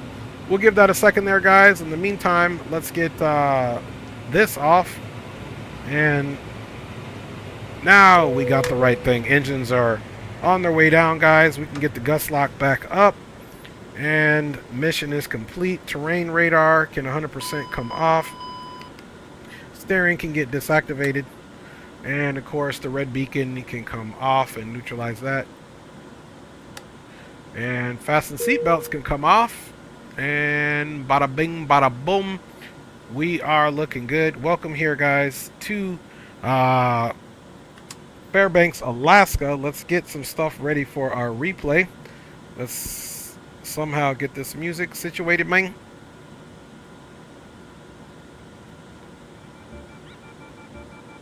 All right. Now, let us get rid of a few things. We'll get rid of that. We'll get rid of this. And let's get rid of me. And get ready to get into the replay, fam bammers. Welcome to Fairbanks, y'all. We're going to Unic Cle next. All right. There's where we are, y'all. Now let's go ahead and shut our PAC-X off. And that flight, -232, we would have been nice to eat during the flights. I'm totally telling friends. Okay, cool. We'll discard that. I never keep it. And we'll just slide this bad boy out the way. And, nice. Delta just hit 1,000 hours the next plane. That's what I'm talking about, man. Getting that training in. Bam. All right, let's see what the replay is talking about, man.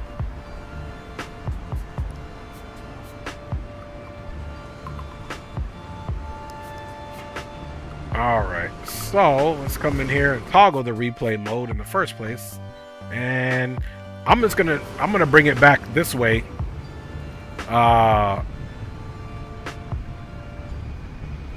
Let's see. Let's see if it will allow us to step it back here. Okay, there we go. Alright, perfect.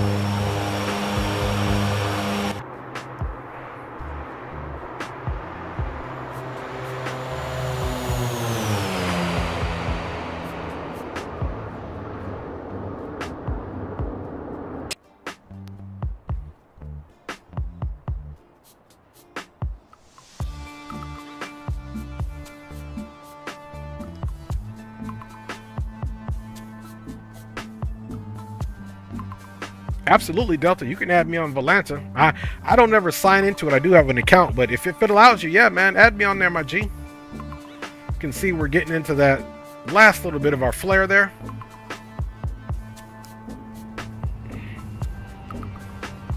And pretty much centerline touchdown.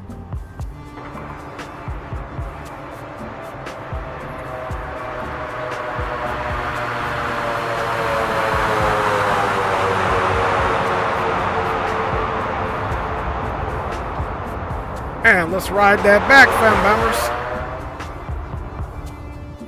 Hey, appreciate it. Appreciate it, Javi.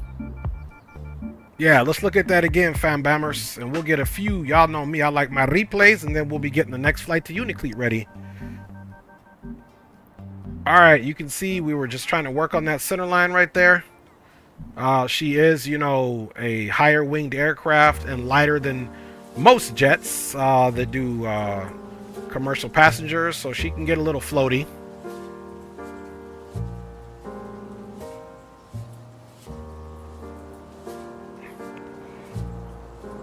Right in the touchdown zone, and look at that nose, right on center line.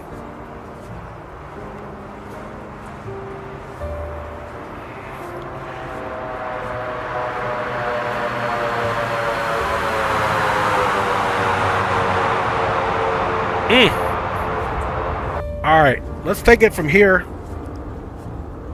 Let's check this out. X-Plane's done a beautiful job on their water rendering. Come on, y'all. You guys know I rock Microsoft Flight Simulator 2020, but, you know, X-Plane's trying to do their best with these graphical enhancements. But the flight physics are second to none. Fam Bammers, appreciate y'all hanging out with me on this Thursday night, Friday morning here on the channel. We got one more leg to do, guys. We're going to be heading west on over to Unic Cle, Alaska, where we'll complete service today.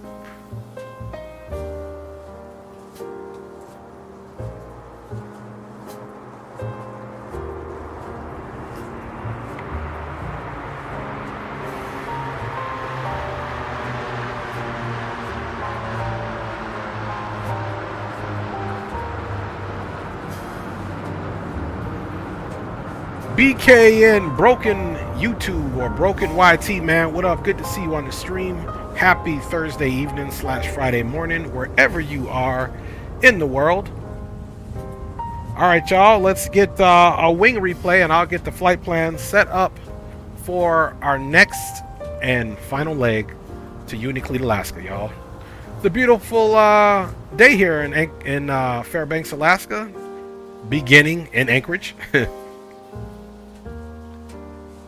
So we'll let that slide out there for a little bit. Don't mind the change in view. We're going to do a wing replay here. So I'm just going to let it ride back for a little bit. And while we're in the wing replay, I will get the flight plan squared away for the next leg.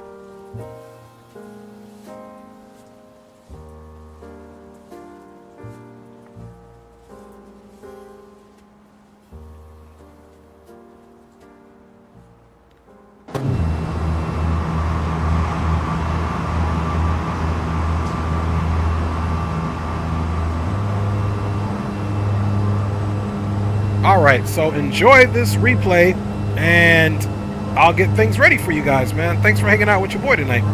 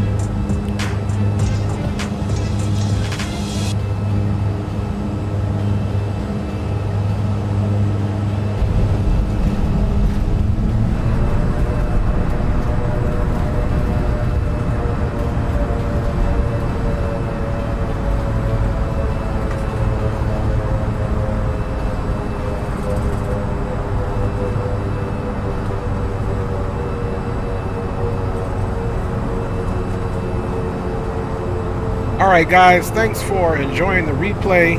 Delta is asking, what is my Volanta? What is your Volanta, man? My Volanta name, you know, like I said, I'm going to have to log on there or go to the website. I don't use Volanta that much, to be honest with you, Delta. Retired, man. What's up, my fellow veteran? What's good, my G? Good to see you, Bam Bammers. Thanks for checking in. Hope your Thursday evening / Friday morning is going well.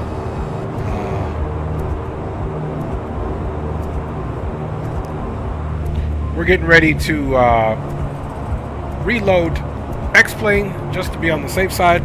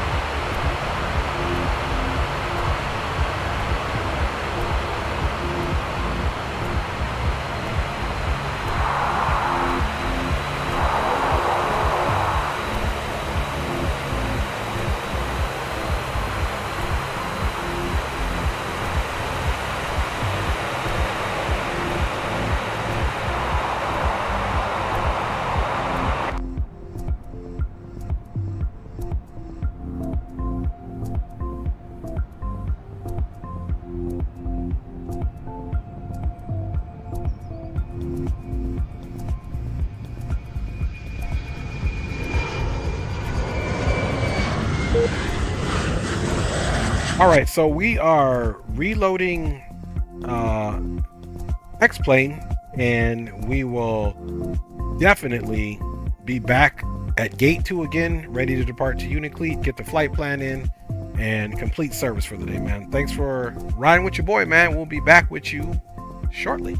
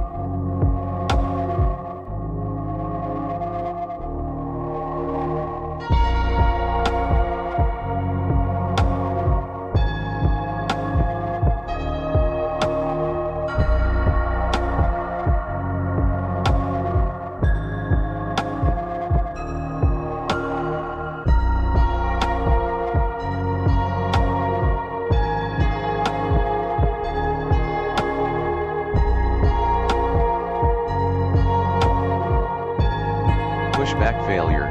Aircraft appears to not have any steerable gears.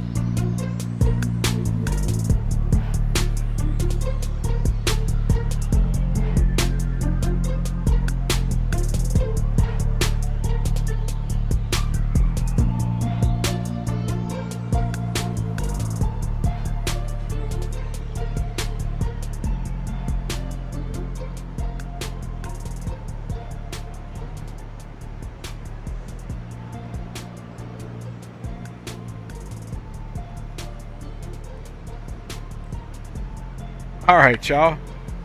Back, reloaded, gate 2. Let's get it in. We are going to be on a little bit of a longer leg this time as we travel west over to Unic Cle to complete service here in this Bombardier Dash 8 Q400, flying for Horizon Air, providing Alaska Airlines with connection services, man. All right, y'all. So let's get back in this bad boy. Y'all know what we got to do. Let us get this bad boy crack-a-lacking, man. All right, connect GPU.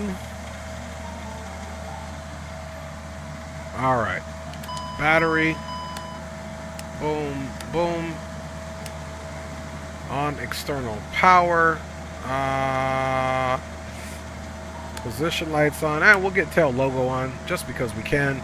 Let's arm the emergency lights as well and bring the aircraft to life, man.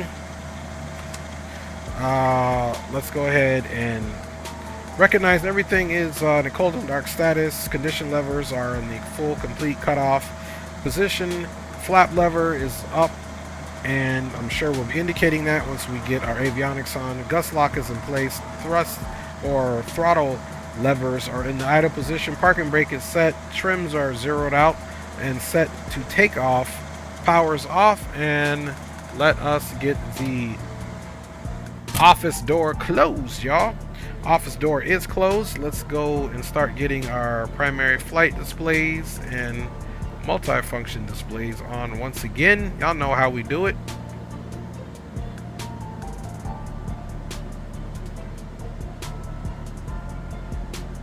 Let's get our quick controls on there for the radio. Let's also use this little center knob down here, which I'm turning to bring that screen up.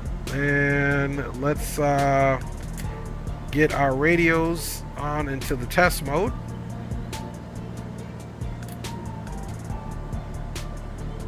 Okay, get those on both.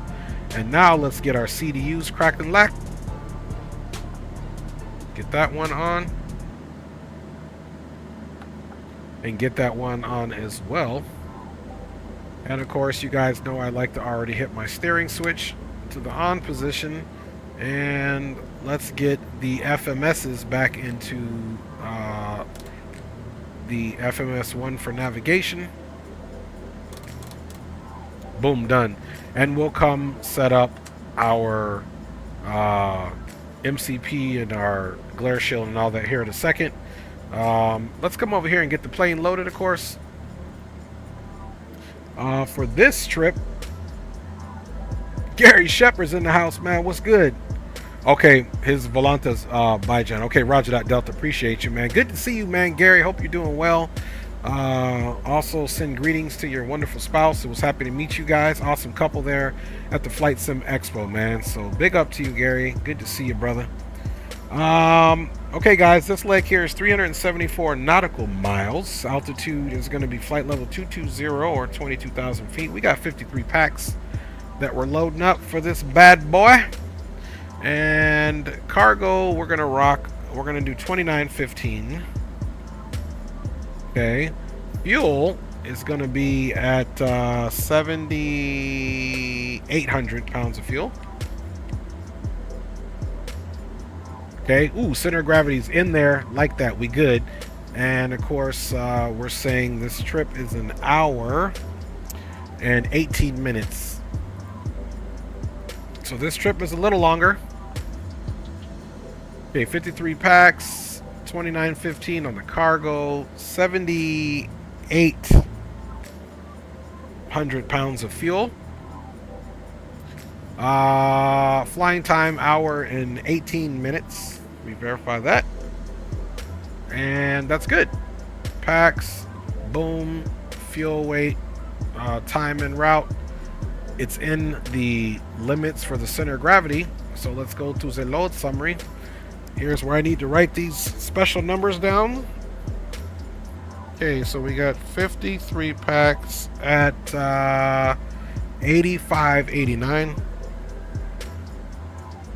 So 8,589 pounds. Total cargo weight 2915. Okay. So let's confirm the load and start loading, of course, and let's get the back X going, man. Alright, boom, boom, 22,000 feet. Of course, it's not going to be the right aircraft. We got to select the right one. We got to go down to 53 packs. Boom and boom for Wi-Fi on board and in-flight entertainment. We are going to be rocking boarding music 5. And we're pretty much done with our tunes here for now. So let's get that crack-a-lack. Captain Will is in the house, man. Good to see you, Captain Will. My G's in the house, man. Big up to you, fam bammers. Good to see you. Okay, so let's start talking departure business here. Let's, of course, get our informatie up. Shamir's in the house, man. Good to see you, Shamir. Wan, man. Good to see you, brother. Alright, y'all. Airport information here is what we need. So let's do... I don't think it's this chart. I think I picked the wrong chart. Of course I did. It is going to be this one.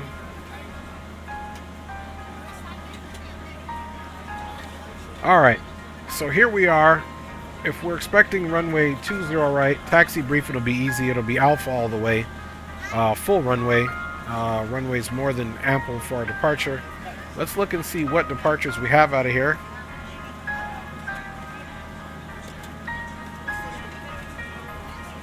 Okay, none of these are your standard departure out of here, so... Hello, ladies and gentlemen. I would love to welcome you aboard our flight. Let's check this one. When you find your seat, please be sure to place your larger carry-on items in the overhead bins and smaller items underneath the seat in front of you. Unless you're in the front row, first of all, make sure this isn't for turbojets. If you have any trouble finding a location for your carry-on items, please let a flight attendant know and we would be happy to assist you. If the overhead bin is full, okay, this is appropriate for us, so let's go ahead and take a look at the route. We're going to be transitioning, let's see, Fairbanks, and then Juliet 122 to Gal.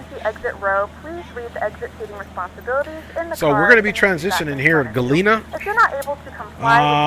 So we can probably get this bad boy in. Departure instructions, runway 20 right, climb on heading 203 to 2000. The right turn to heading 277. So that is actually good because we're coming out to the west and then we can come out here. So we're gonna take this departure, the Galena 8 departure. Let's go ahead and check the weather. I doubt that it's changed, but you never know. Our squawk for this flight too, guys. We got a different squawk. It's 3116, so let's put that in there now. 31. We're ready to go when you are. And 16. Let's switch that over there, of course. Now, let's get right into our flight planning here, fam bammers. Good evening, ladies and gentlemen, and welcome aboard Flight 318. Alright, let's go ahead and go here. Menu, let's go depart. 17 minutes. And now that the cabin door is closed, please make sure that all devices are in airplane mode and your large devices are now shut down and stowed. Please fasten your seatbelt and make sure that all tray tables for both areas. Here we'll get it first. Winds are calm, but I do like our departure on a southern departure 20, so we can do a slight right turn and be out to the west. So winds are calm, and temperature's 18 degrees, 7 degrees on the barometric pressure. Altimeter is 3003. So we will stick with our departure runway. So let's get 3003 in here. And get it here as well. 3003 in the standby. Let's go ahead now and check the actual weather in Unic Cle. And again, guys, this is a little bit of a longer leg, so we'll be airborne longer here. Winds are 250 at 5 knots for Unic Cle. And our last point is actually the Unic Cle VOR. So if we're looking at our arrival plans for Unic Cle, this is the best time to do it. And those winds will probably stay pretty steady there, simply because of the water. So this runway definitely a lot shorter, so we'll be looking to probably do a full flaps landing. But if not, 5,900 feet is more than enough for us to get slowed down. But if we want to come in slightly slower, we'll check the speeds. This will be more than enough for us to land on. I mean, so that's good. We'll be coming more than likely right over the water. The winds are 250 at 5 knots. Let's look at what approaches we have and figure out which one is best for us, because we could come on 3-3, but I'd rather do 15, and that brings us down since the winds are 250. So their winds are out of the west. So either way, technically 250 to 150 is 100 knots off. This is 3-3. So technically speaking, 3-3 would be the ideal runway if we were rounding up, because it's less than 100 degrees. So this would be the best crosswind runway. But at 5 knots, we'll take runway 15. I'm sure that's what I want to do. But let's look at the RNAV. Let me just get curious about the RNAV. And the we might do 3-3.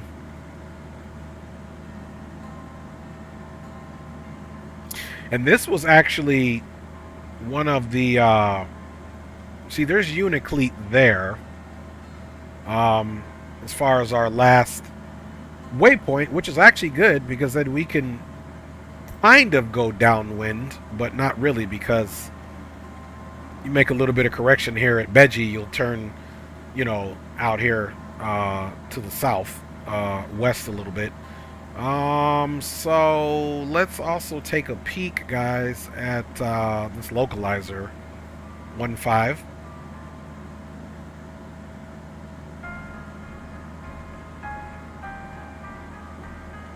Okay, there's Unic Cle there, and this one actually gives you an arc to come in, and this arc is 16 DME from Unic Cle. So I actually like this one. We could come in, look at the mountains here, 647. So ERME is at well, we need THEPS, which is here, which is actually one of the initial approach fixes. But I kind of like this arc if we come here at ERME. But at THEPS, we need to be at 3,000. So we for sure... Let's see, 16... We for sure can hit this Unic Cle VOR. Probably, I would give us... And then 16, let's see, from here to here is 16. And then from here, it's also talking about this arc, Unic Cle, boom, boom, boom. And we'll come in, we'll say at 5,000 at Unic Cle. So we're going to take runway 15. If things change, then we'll figure that out. We're going to depart out of here at runway 20, right? We're going to take this Galeen 8, right? Was that the name of it? Galena 8, yep. So we're going to take this here, however they're naming that. And now let's look at the flight plan and make sure we do have the GAL transition, which certainly is a part of our flight plan. Then from the GAL transition, we need to come here to our list. Well, actually, let's put it in here. We'll come here to list. And we're going to go to an airway because the flight plan is calling for Juliet 512, which is 6. And then, of course, the Unic Cle. Bye, yeah. And then from there, we can go ahead and put in our Unic Cle Airport. Let's confirm that. And then now we can go menu, arrive. We said runway 15. And no star. The approach is going to be the localizer. Yeah, It's a localizer, so we won't have any vertical navigation, but we'll do our best to do what we need to do. So there's no vertical navigation, so hopefully it'll stay nice and visual. If not, we can always reconfigure. So we'll do localizer Delta 15. Oops. So we're going to say 2. And I want to fly that arc. That way we can come across Unic Cle at 5,000 and do our descent from there on. So air me. So there's our flight plan. So it's pretty seamless. Let's delete this for no discontinuities. And make sure we don't have any redundancy. So here's that arc that we'll pick up at air me. Then here's where we intercept heading 120.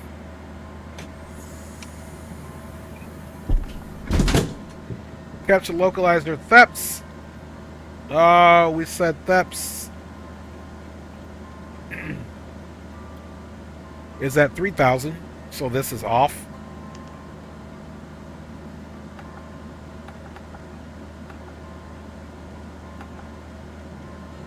And let's do something here. Let's go previous page.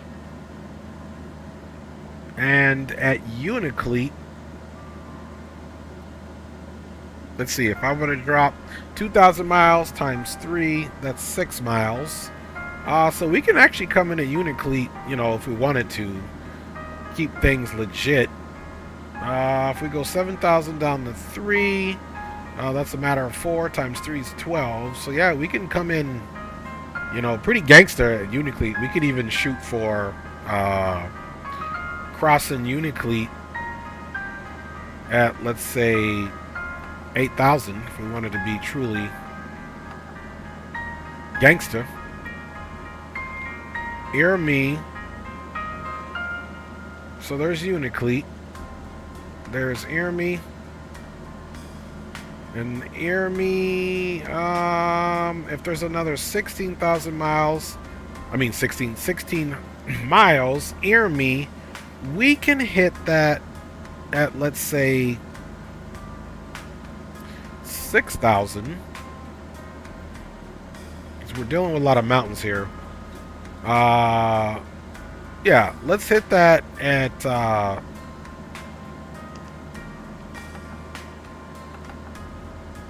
we'll hit that at 5,500.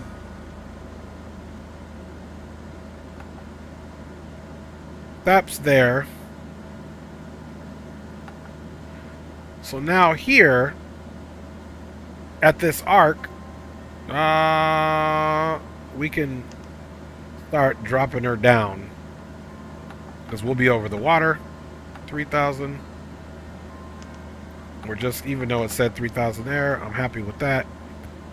Next, Theps 3,000, Harrop 1,900. Sometimes this thing acts funny, so I'm just gonna overwrite everything they got. 1440, 1020. That's close enough. And 1020, and then 66. And then back to Unic Cle and hold. We can obviously see Unic Cle is the climb 1900, then right, turn to 3400 direct, Unic Cle VOR and hold, climb to 3400. So they've got the Unic Cle VOR at 3400, so technically we could be that low if we want to be, but we'll come in nice and high, keep a nice good cruising altitude as long as we can, and then hit that. And then we have water, we can extend if we need to, so if we get into trouble, we can definitely get ourselves figured out. Let's go to the fuel. Well, let's go flight plan again and make sure, one last check, that there's no discontinuities.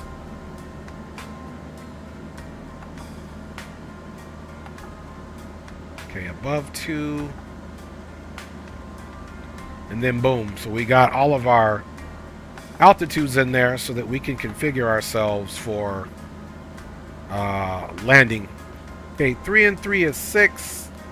9 and 9 is 18. Or yeah, 9 and 9 is 18. So 6 plus another one is 7. Plus 8. So it should be 7,800 pounds of fuel. And that's what we got, 7,800 pounds of fuel. Alright, so the packs, We are at 53. And the weight is 8,589 pounds. Enter that. Cargo is at 2915.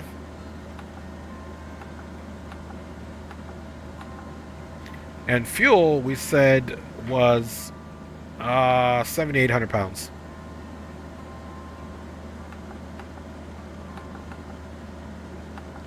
Enter that. Let's see. Let's go and just let me see if the numbers will add up here. So the alternate airport, which is Anchorage, requires 2561. And our hold fuel is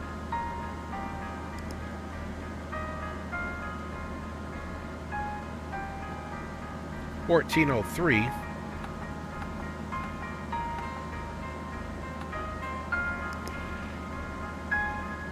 And that's right.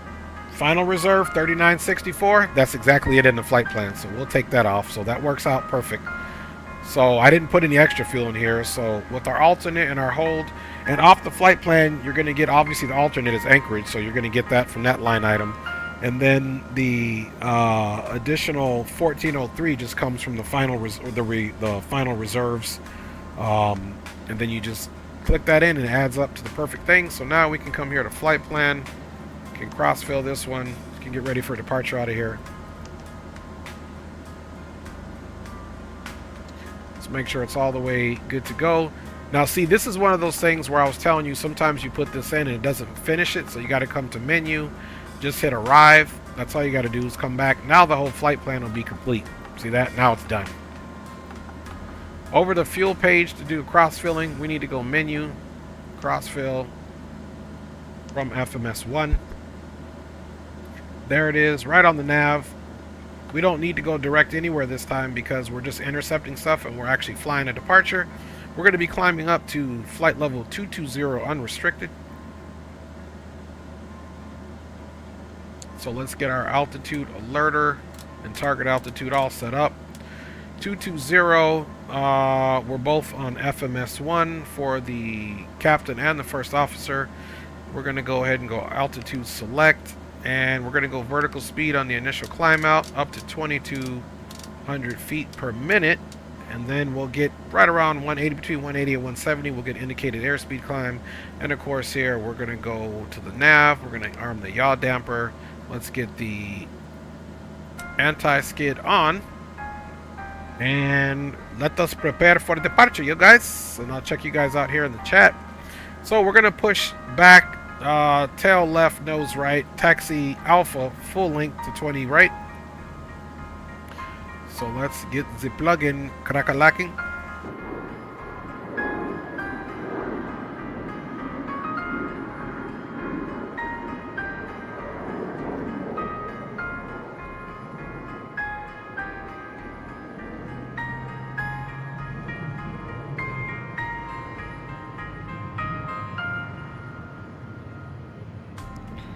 Round to cockpit, plan acknowledged.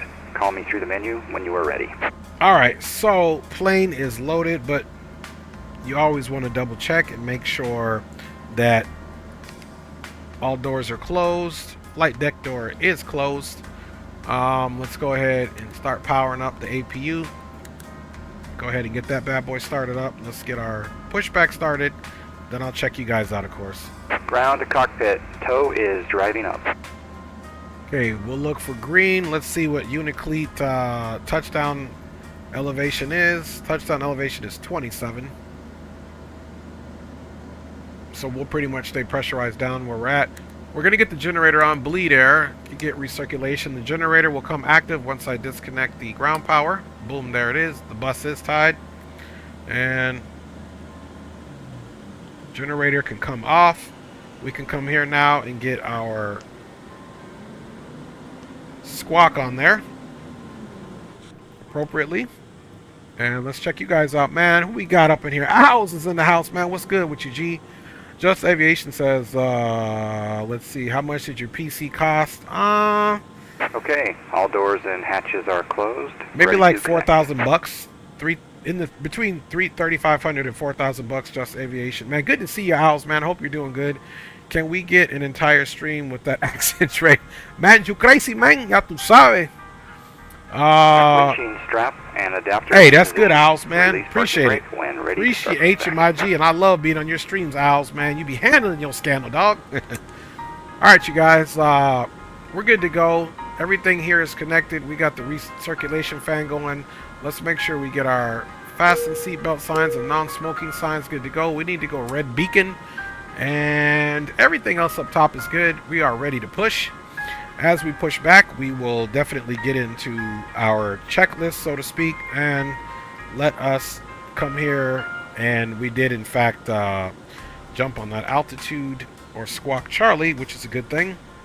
And bada bing, bada boom. Let's get this one on as well. I always got to check the client because you got to sometimes click that in a couple times, if you know what I mean, man.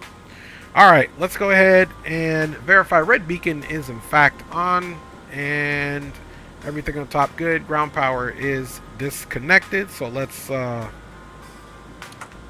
that parking brake off. And let's start working the checklist, fam bammers. We'll go to before start. Circuit breakers are good. Passenger signs are on. Emergency lights are armed. Anti-skid is armed. Fuel transfer quantity is checked. Engine brake pressure is checked. Power levels are disconnected. And fuel condition levels are off. Takeoff data has been reviewed. Once again, guys, we got our altimeter. We'll be setting this once we get our first stage of flap set. So we're good with that checklist. Start approved. And doors, fueling lights, APU bleed off. Anti-collision red on. Engines clear for start. We got that.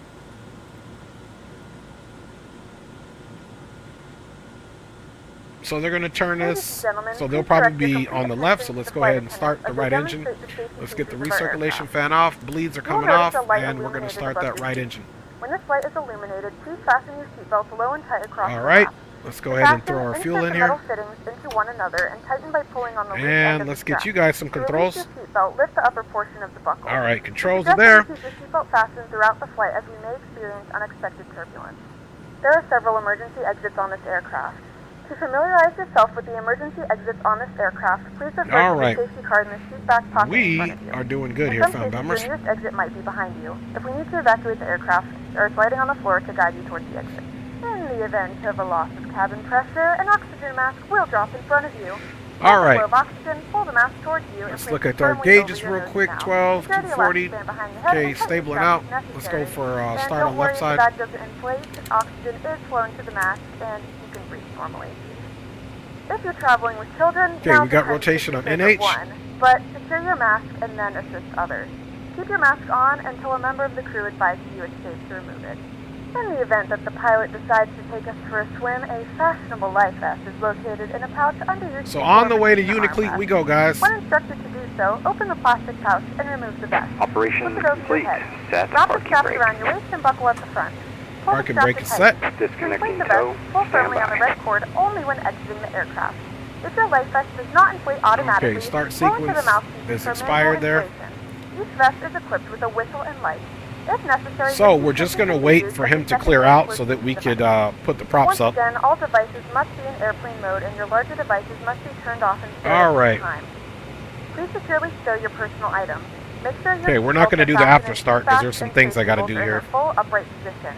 We remind you that this is a non-smoking flight. Just waiting for my man to get clear. Or destroying the smoke detectors located in the lavatories is prohibited by law. All of this information can be found in the safety card located in the seat back in front of you. Tow is disconnected and bypass pin has been removed. Hand signal will be on the left. We'll see you next time. Have a safe flight. So essentially what you do with this aircraft, you make sure that there are no personnel anywhere near those turbines when you go to full power. Okay, he's going off. He's safe. He's good to go. We're good to go full power. He's going to get up and give us this little hand signal. So up on the lever here. You're going to hear those blades come up. We're going to fix this display. So we're going to go to all. And then we're going to go to nav. Get that there.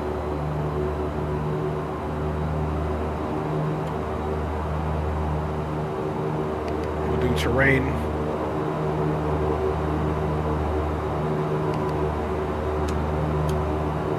We'll scale that one out and keep this one pretty close here.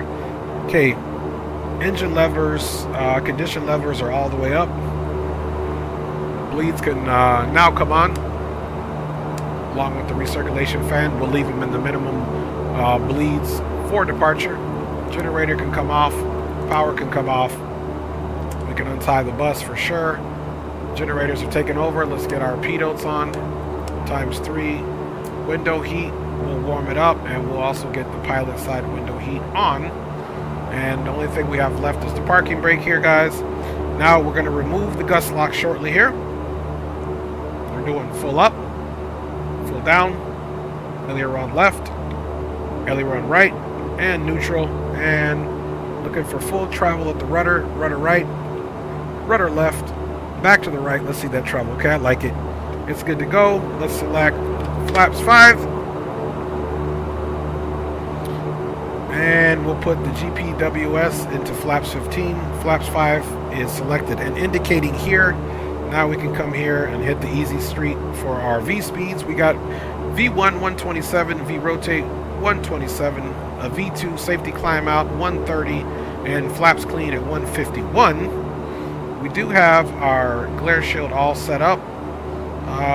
And let's re-verify our taxi all the way down Alpha, which we're already on, to runway 20 right. We do have our steering is already connected, as well as our transponder is squawk mode Charlie, so we are transmitting. And then of course for our taxi we can get the gust lock back up. Takeoff trims are in the takeoff position. Anti-skid is on in both sides of the aircraft. Captain and first officer are all set up.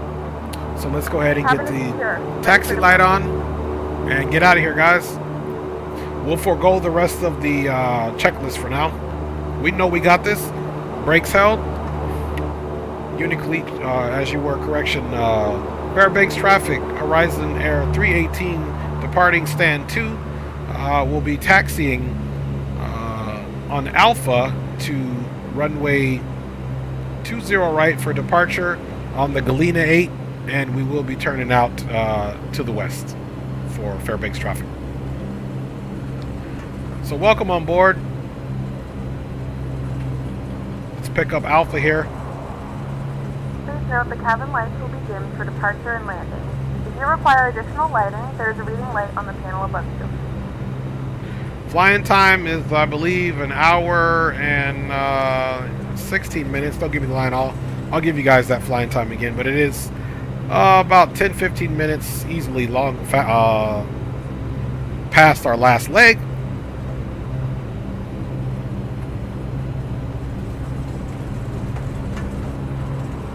And we are going full length here. As we travel, we need to get the aircraft ready for departure. Auxiliary tanks 1 and 2 are coming on. Standby hydraulic pressure is coming on. We're also going to come right down here and sneak on and get that auto feather on. And as we get closer, we'll get rid of the gust lock. We'll get the spoilers armed for flight mode, and we'll get the clock started, and then we will work our way to Unic Cle. Runway heading is 203.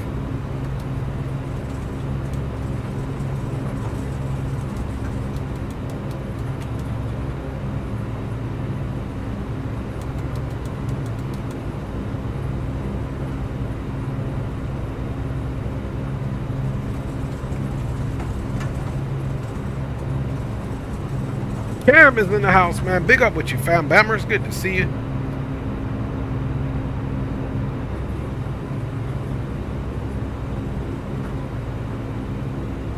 All right, 1, 2, 3 more turnoffs.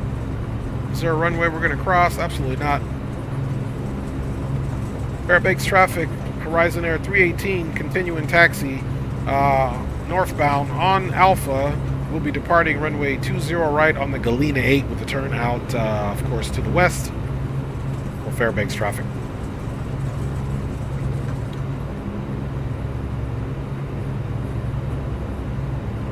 All right, you guys. Everything is looking good. Before we forget now, let's go ahead and get that gust lock off. Right. Gust lock is off. Final looks clear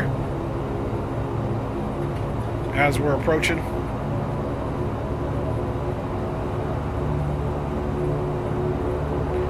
Alright, we're going to make a seamless transition onto the runway. Strobes are on. Landing lights are on.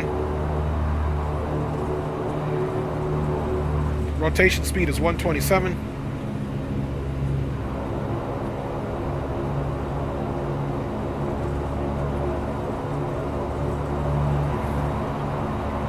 Fairbanks traffic, Horizon Air 318 now on Alpha, entering runway 20 right for departure on the Galena 8. We'll call clear runway, Fairbanks traffic.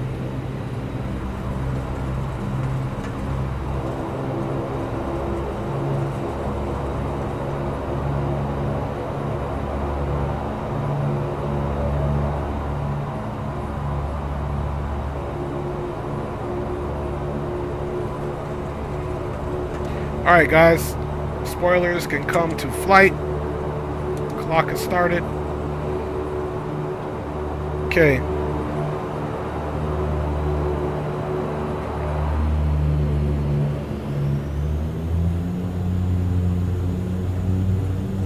Alright. Takeoff power is set. Little left rudder there. Forward pressure.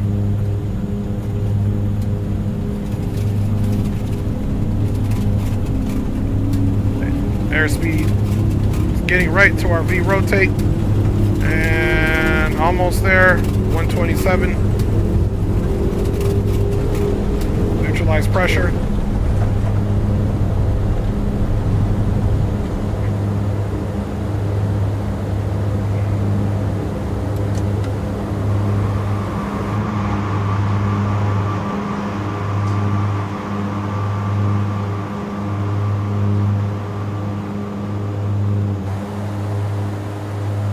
Fairbanks traffic, Horizon Air 318 is clear of runway 20 right, climbing out on the Galena 8, last call for Fairbanks traffic.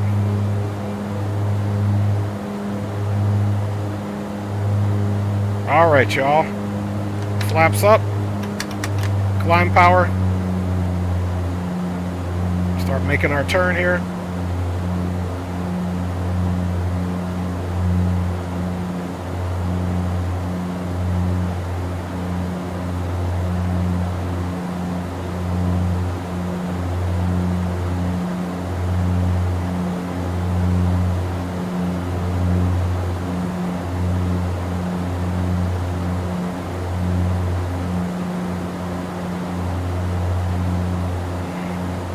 Okay guys, we're going to look for speed to bleed to about 180, and that's where we will 100% get onto the indicated airspeed climb.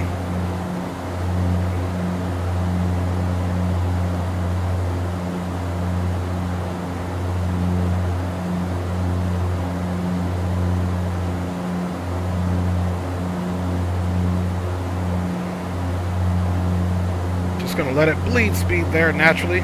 See me working those trims.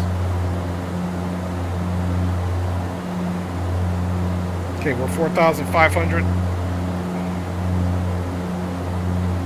Okay, I like the speed where we're at now. Let's go indicated airspeed at 181.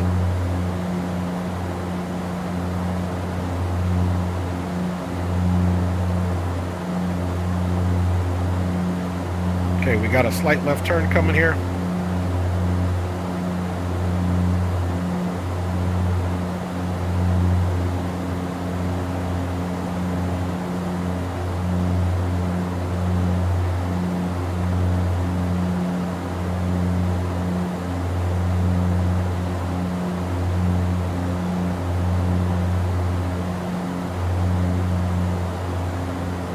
Okay, we're on the intercept. So now let's go direct to Gal. Alright, so slight right turn now.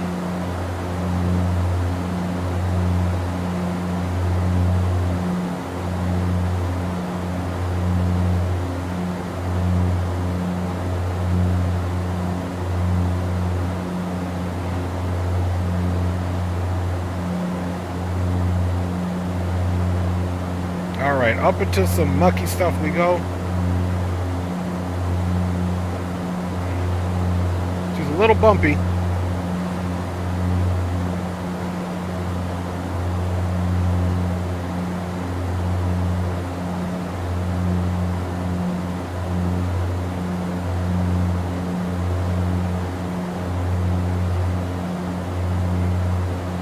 Okay, 9,000.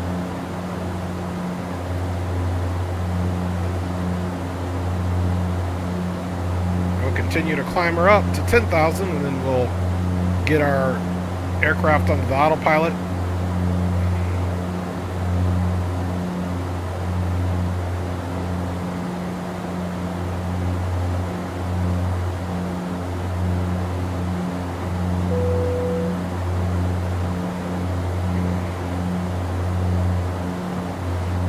Okay, we are at 10,000. 10,000 feet. You may now turn on your larger portable electronic devices. This is also a reminder to please keep your seatbelt fastened while you're seated and do not congregate in the galleys or near the lavatory. Alright, autopilot is on, right on those flight directors. Getting ready to break through those clouds. Let's get all these lights off here. We do offer complimentary in-flight TV things to our partners. Connect to the Wi-Fi and you'll be able to access our wide range. Okay, now that we're still climbing in the 900 mode, we can get our bleeds to the normal. And we've got no more alerts going on up top, which is a good thing. The flight crew has turned off the fasten seatbelt sign. You can now get up and move around the cabin. However, we ask you to keep your seatbelt fastened when seated in case of unexpected turbulence. Let us get rid of the flight controls for now. Get that out your guys' way.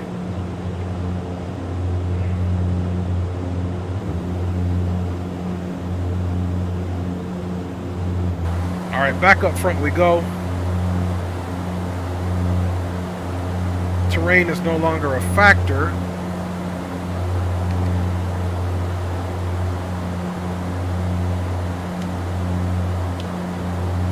Make sure the weather is in fact on.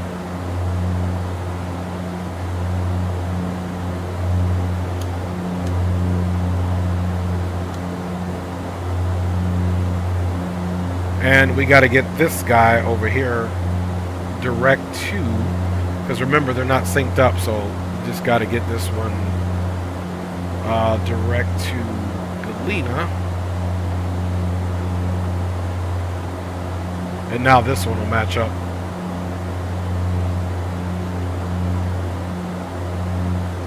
Let's get the terrain radar off over here and get it on weather.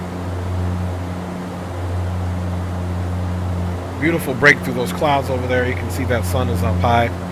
As we continue to travel west, sun is verifying it. Sun rises in the east and sets in the west, so that's a good thing. We're verifying basic navigation, man.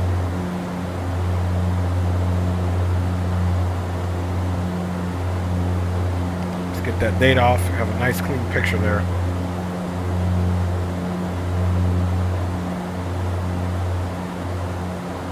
And we're not zoomed out as far, so we'll keep this here just in case we have any in-flight emergencies.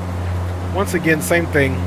Oil temperature is about 110 as we continue to climb. Once we get into our 850 mode, our cruising profile, we'll monitor to make sure the oil temperature on both engines comes back to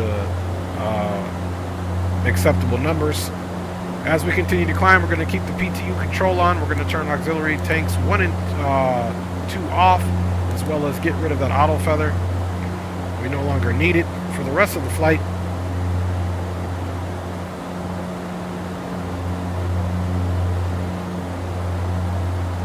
Let's confirm fuel burn.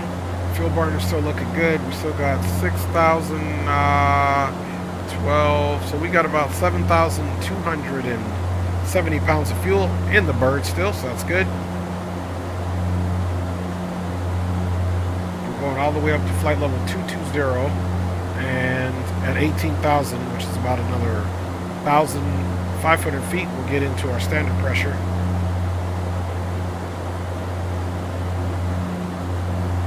And we're looking good.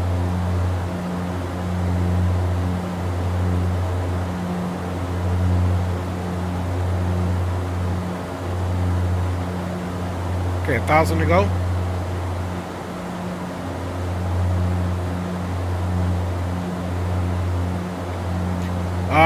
Yeah, Greg, roger that. This is, what's up, Greg, by the way, if I didn't say so. Big up to you, my G. Yeah, this is 12.11, because I am running the beta, all beta updates, my good sir. Okay, 400 feet to go to transition. Let's go ahead and get our standby altimeter in that spirit. 200 to go. And then we'll start working on some things for Unic Cle, like the localizer.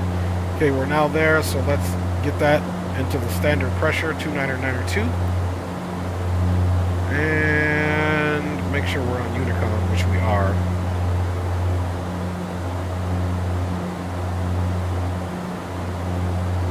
Okay, guys, about 3,600 feet to go.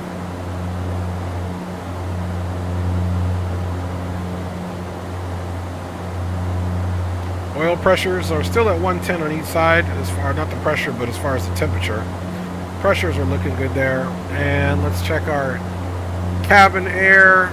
Everything here is in acceptable parameters. Cabin air controls. Elevation for landing is 27 feet, so landing elevation can stay nullified there.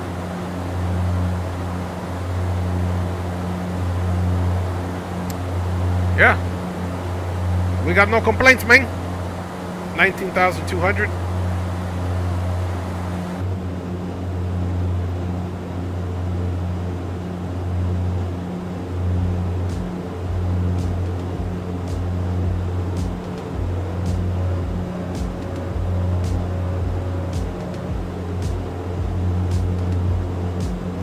All right.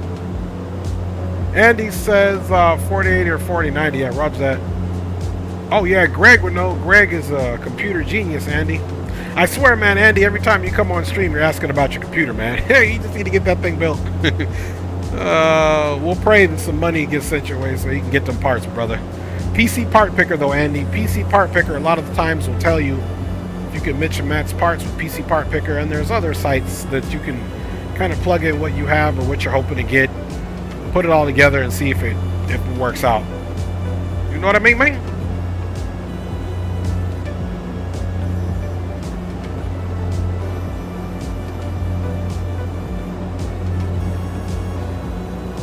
And guys, for this whole Alaska tours, as far as flying X-Plane, it'll all be stock X-Plane scenery. I'm not trying to kill myself or ruin the sim by doing the auto ortho thing that's been messing things up. So I still have the United States ortho, but Alaska, we're going to let X-Plane and Austin do their best thing, because we will be doing some Alaska flying in a few different aircraft too in Microsoft as well. So we'll share the love between both sims, but we'll stay in Alaska for a while, maybe the next couple streams. Then maybe we'll get back down to Anchorage and fire up the old 777 in Microsoft and see what we do.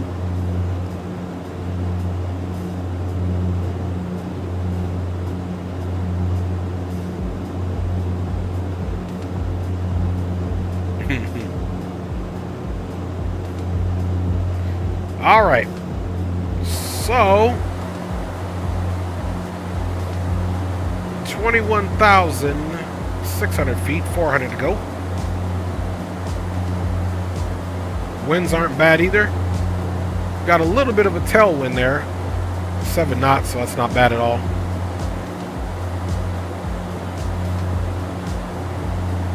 Okay, we are reaching our target altitude here. Aircraft is beginning to pitch down. We're beginning to pick up additional speed here now that we're going wings level.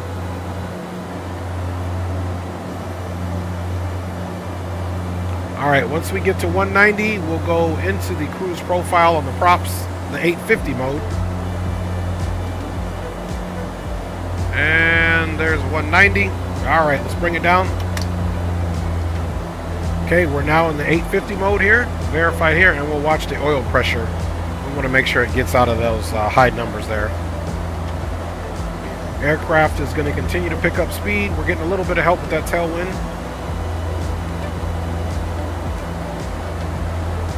Switch up the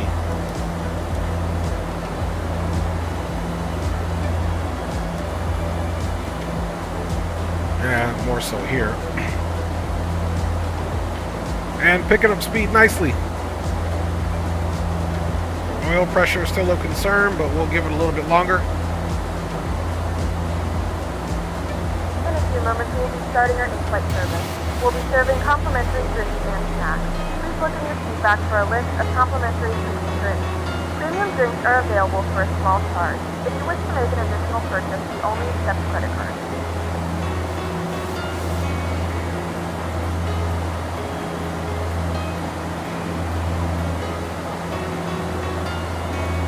So Unic Cle 111.3 and 150. 111.3. So 111.3. We'll put it on both sides.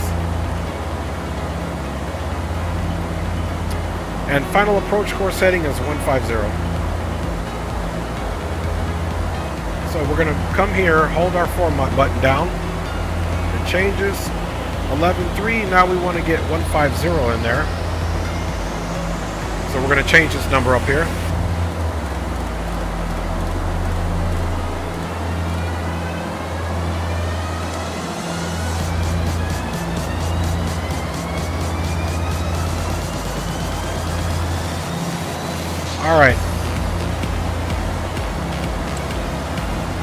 All right, we got ILS 111.3, 150.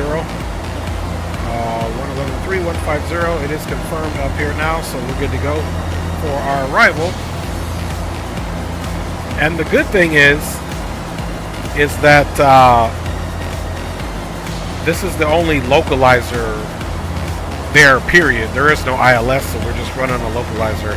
Anything else is RNAV, so then it'll be GNSS contingent, so we don't need to worry about any other frequencies.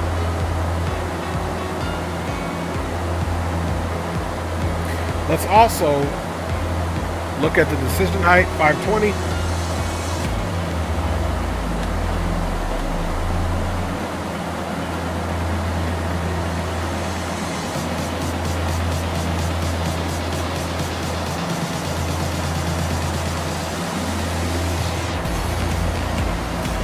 Okay, decision height is in there, 520, right there.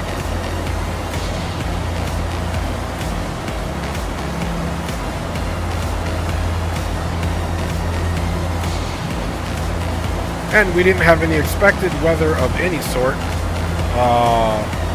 on the way, so we're good to go.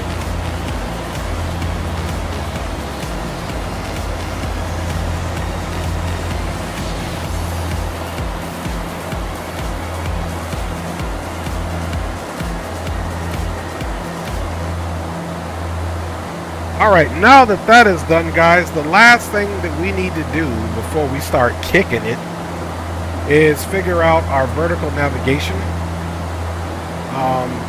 So we'll just peed it on this side here. So Unic Cle, we got an 18,000 or 8,000 feet, so we want to do it on an 1,800 feet per minute descent. We'll enter that, and that gives us a top of drop in 38 minutes. So we've got a 227 nautical mile cruise, 38 minutes until we start our descent for Unic Cle.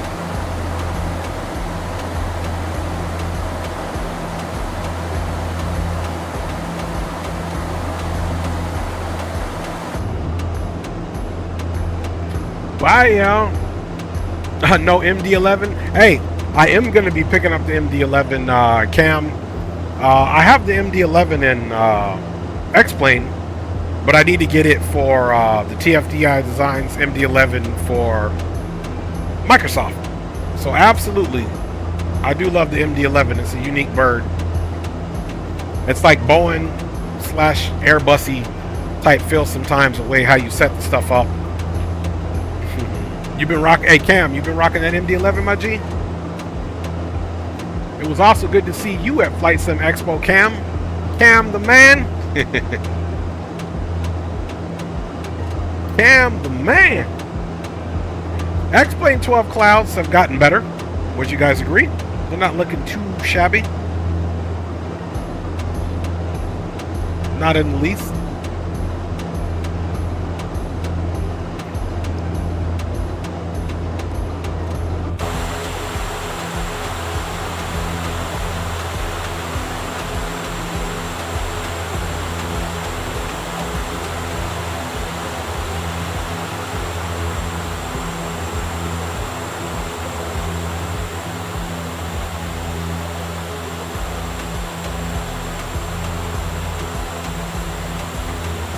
Cam MD11, you silly Greg.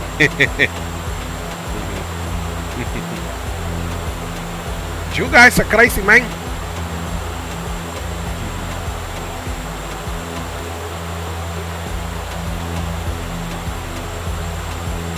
You guys are the crazy.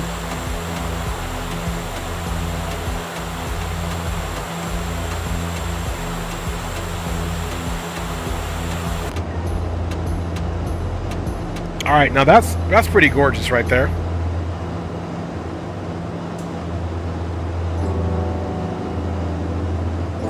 That is pretty nice.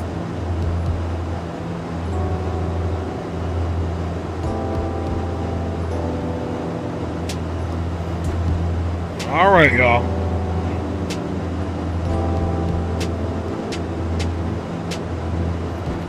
It's kind of peaceful up here. No ATC. Okay, the Alarno MD80 was also updated. Now I do have that. I just haven't flown that one, but Cam silly. He's letting you know it has been updated, man.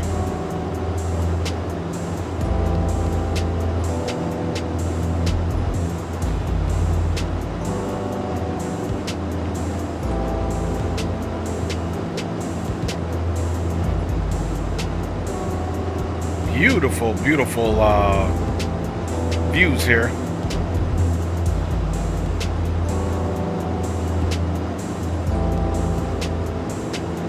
Absolutely beautiful. All right, let's check the other side.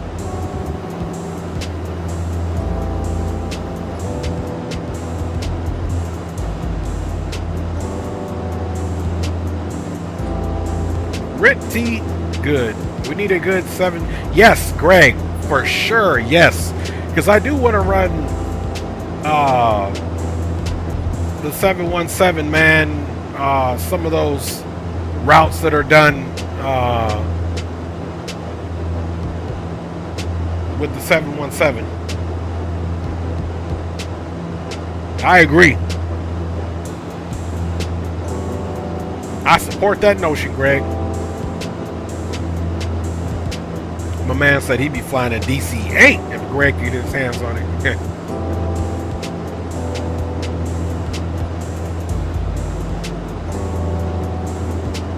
So the motivation for me flying the Unic Cle is actually, I used to watch that show, Flying Wild Alaska. Anybody see that? It used to come on Discovery. Did you guys remember the show or no? Let me get hydrated here. Never know what these airways will bring us.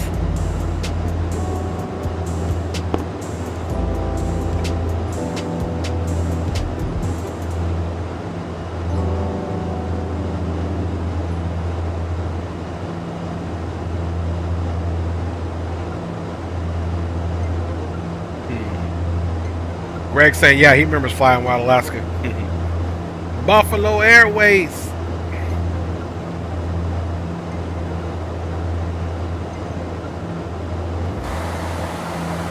All right, y'all, where are we at? Flying into that sun.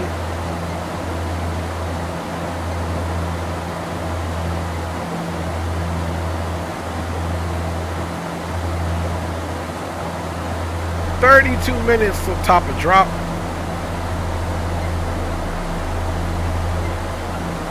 Got 193 nautical miles to go.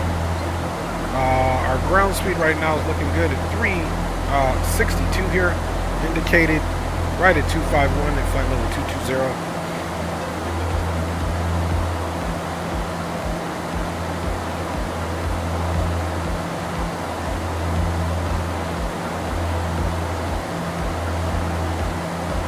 You can see those tailwinds have picked up to 26 knots now.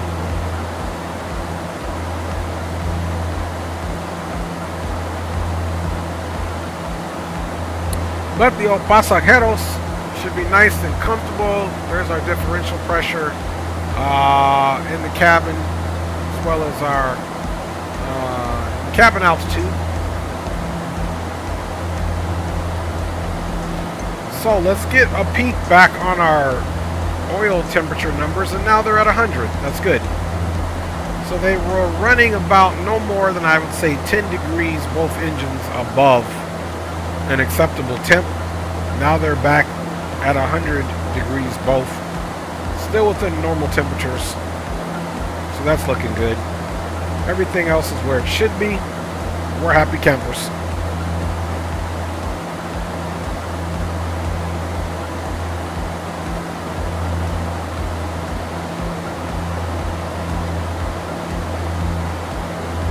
We are happy campers. So yeah, I still need to get a stream in anyway, guys. I need to do some Airbus flights, which may not happen until we leave Alaska, because I do want to showcase on the channel. I was gifted a Wing Airbus side stick for the first officer side at the Flight Sim Expo. I haven't ran it on the channel yet, but I fully plan to give it a nice little review and fly something with it. Yeah, that's what's up, Greg. Yes, sir. Hey, and them flights better hopefully be on time for you, Greg. No more canceling due to weather. That was the excuse they were using. They were trying to hold a brother down. I'm just kidding.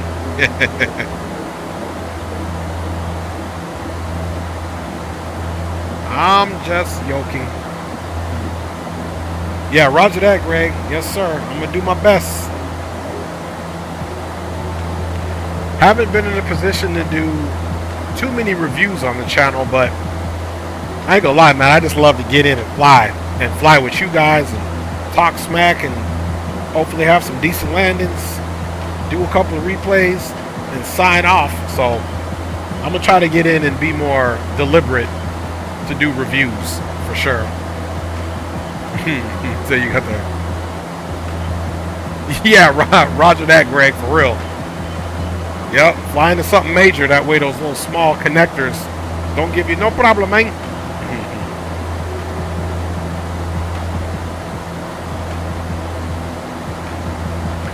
No problem. Alright, so I'm going to try something here. Maybe we'll look at some news. Oh, I forgot what I wanted to do. It's not there. Man, we'll hold off on that. We'll just cruise here. X-Plane, I'm not going to lie, running good.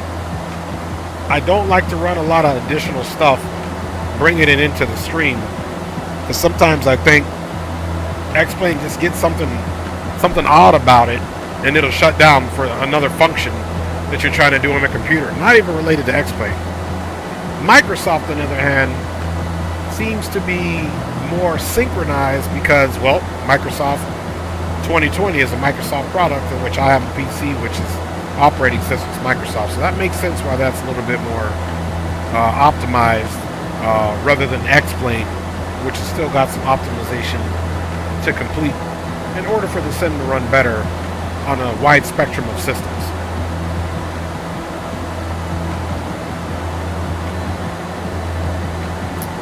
So we shall see. But in the meantime, yeah, man, we can just sit here and kick it, enjoy some of these views. That is gorgeous right there. That sun is starting to really cast that beautiful orange lighting on those clouds, man.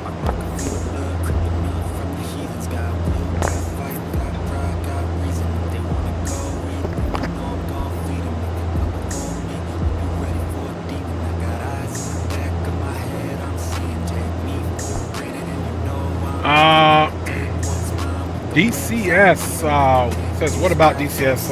What are you referring to as far as DCS is concerned? You know I love me some DCS, so don't even get me going. I'll shut this stream down and start a DCS. I'm just kidding. I'm joking on you guys, man. You know how I do it.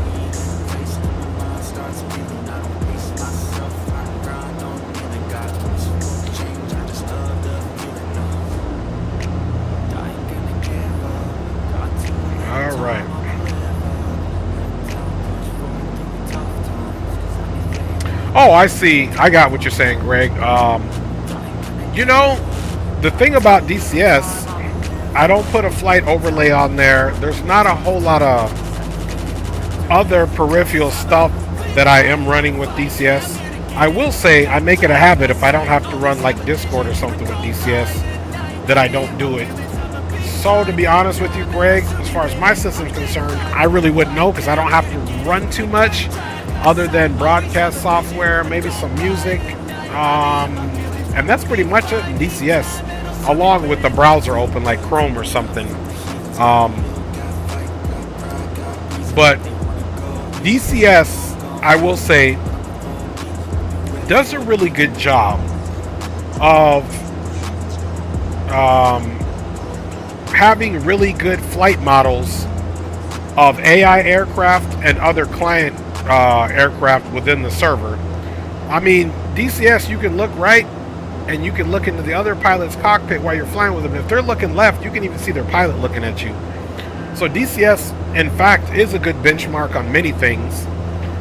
There are some things with their multi-threading and some other things that I know they're still trying to optimize to make work. Because you got to figure DCS is an animal in the fact of how much stuff it has to calculate. The heat blurs, you know, when you launch a bomb or a missile, the calculation for it to hit the target. There's a lot that sim actually calculates. So even though there's some optimization that can always be had on all these platforms, it is amazing how many things DCS gets right to make it, to give you that immersive feel. And corporations or companies like Orbix and other, you know, companies getting involved with the terrains are good. I just wish DCS, believe it or not, would start charging, the Eagle Dynamics would start charging for its platform, because it is worth 50, 60 bucks. It's worth 70 bucks. So that they can actually already have money in the platform and make some more upgrades. But what DCS does, or Eagle Dynamics, that's the company, for those who don't know, for DCS, they get a lot of their funding from pre-order revenue. So a mod or a map or something's come out as Eagle Dynamics, they tend to focus a lot of savings for us, the user, on the pre-orders, but that is their cash cow in terms of them getting, you know, money in the pot to pay for things that they need to pay for, including for developers and I'm sure their own staff. I'm not sure why they're not charging for it. I mean, I think it's a good idea. I think their fan base and user base is more understanding if they are going to do something like that, so that they can provide a, you know, a better product for us, because they're able to dump more money into the platform and do what it needs to do by way of paying programmers, you know, developers, things of that nature.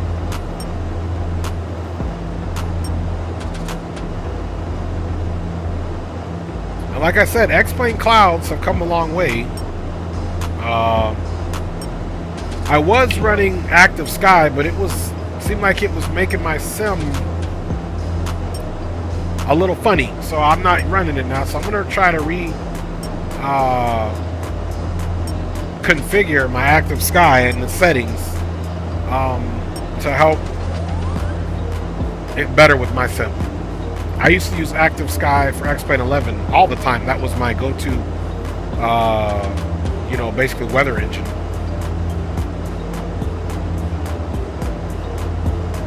Oh, sheezy.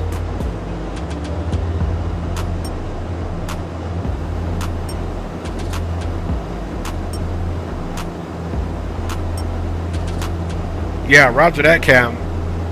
Roger that, fam bammers. Guys, if you're looking at the overlay up top, man, we're almost to the Dre Sanchez YouTube plane, which means we are almost halfway, my G's, to the Unic Cle, Alaska.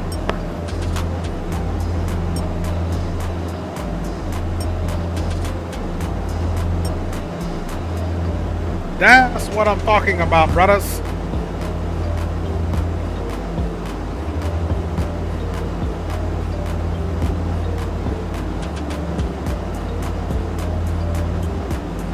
All right, man. Virtual Aviation Aviator is in the house, man. What's up with you, my G? Good to see you, Virtual. Thanks for checking in the chat. Hope you are well. And since I've never seen you here, Virtual, let me know, what do you fly? Microsoft, X-Plane, DCS? I'm always interested to talk to who comes in the stream and see where their aviation passion is at. I myself, of course, do fly DCS, Microsoft Flight Simulator, as well as X-Plane 12 and American Truck Simulator. That's pretty much the spectrum of what I fly for you guys on stream, although there are some other things that I do simulate as well. So yeah, welcome to the stream, Virtual. Good to see you, fam.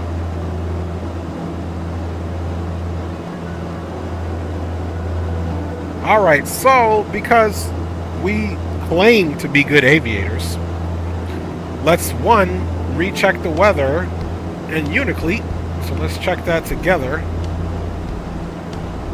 Okay, he says X-Plane 12 98% of the time. Okay, that's what's up, Virtual. Appreciate you sharing that, man. Okay, the wind direction is shifted by 10 degrees from our last check. We got winds out of the west, 260 degrees at 4 knots, so pretty calm. 10 static miles of visibility. We got some broken clouds at 1,500 overcast and 2,300.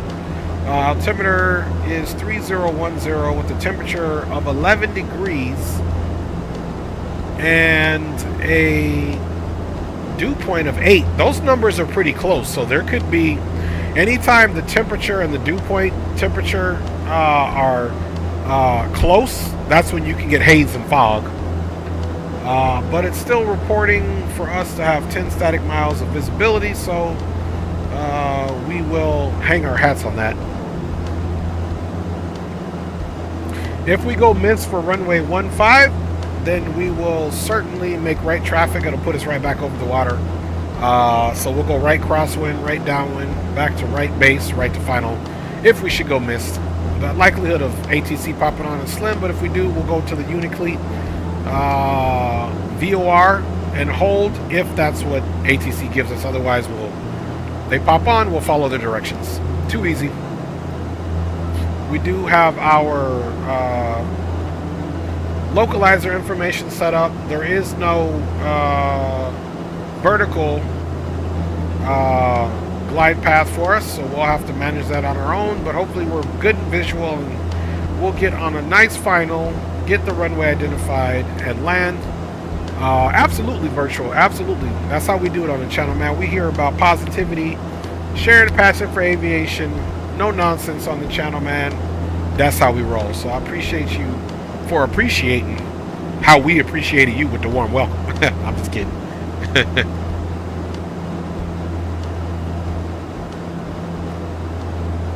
So not doing too bad at all. We want to get a kind of a check and really where we're at. Let's bring it here.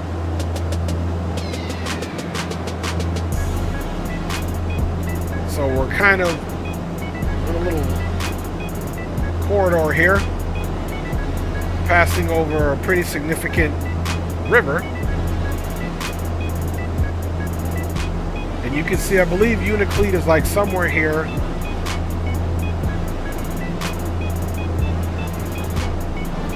So we can definitely see it from here.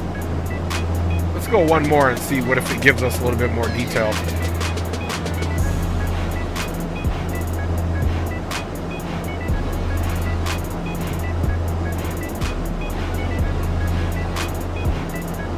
Yeah, no more detail than wouldn't need anything special, so we'll just zoom it back out. All right, let's get rid of that. Bada bing, bada boom. So anyway, I'm not scared. Let's run a test. I mean, I'm a little nervous about this, but I'm gonna run a peripheral, and let's see if we can do some aviation news for you guys.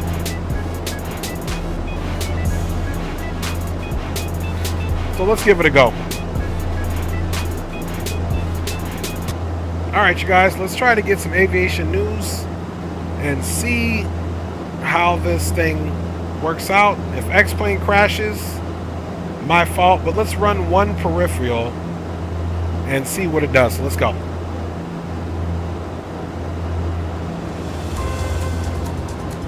Okay, so the date for me right now is July 18th. So we'll say this is the news update, July 18th. / July 19th, depending on where you are in the world. It may already be Friday the 19th. This is the Dre Sanchez trendy news update, which is pretty much just information from FS Elite.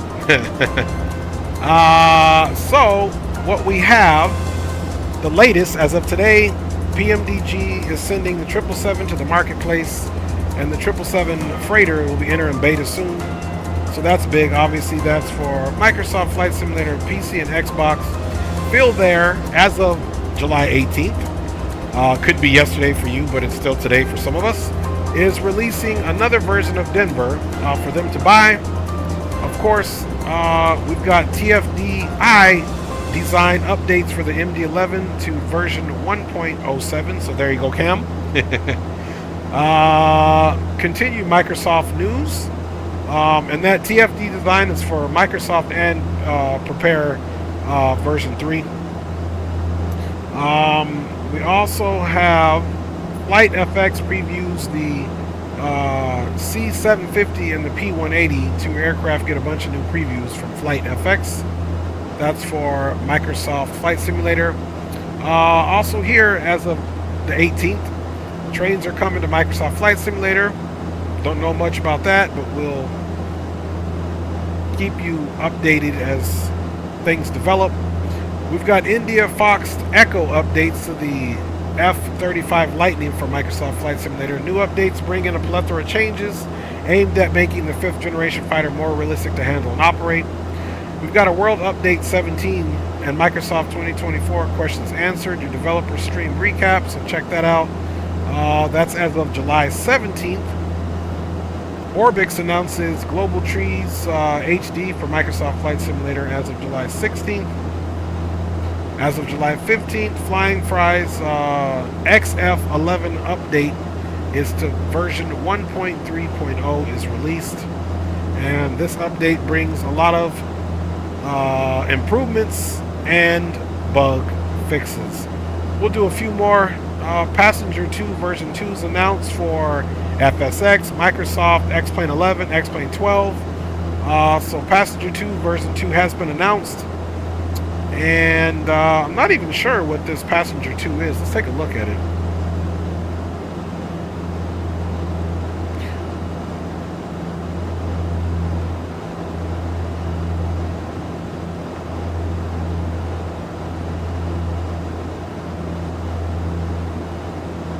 So it's basically like a almost like a FS economy type thing.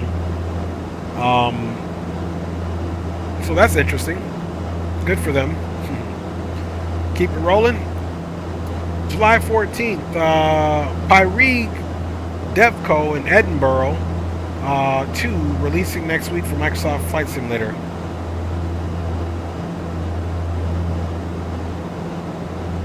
Ooh, we got some news for DCS. As of July 12th, which I do have this map, the Cola map is being updated with dynamic winter textures. So that's a good thing.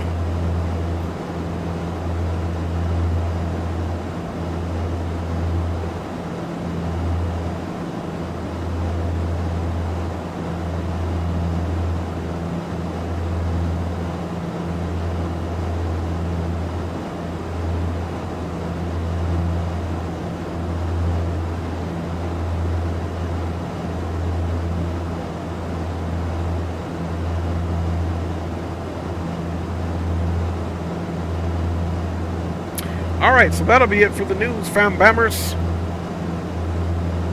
That is it for the news. Let's see what other trouble we can get ourselves into. Get some tunes back on and we'll get a double check of the aircraft, man. Alright, so we're doing good. Aircraft is maintaining our current altitude, and we've got 64 miles, 10 minutes to top and drop, where we will begin our descent across the Unic Cle VOR at 8,000 before we transition onto the ARC and EARME for the localizer 15 full stop into Unic Cle to complete the service for this evening.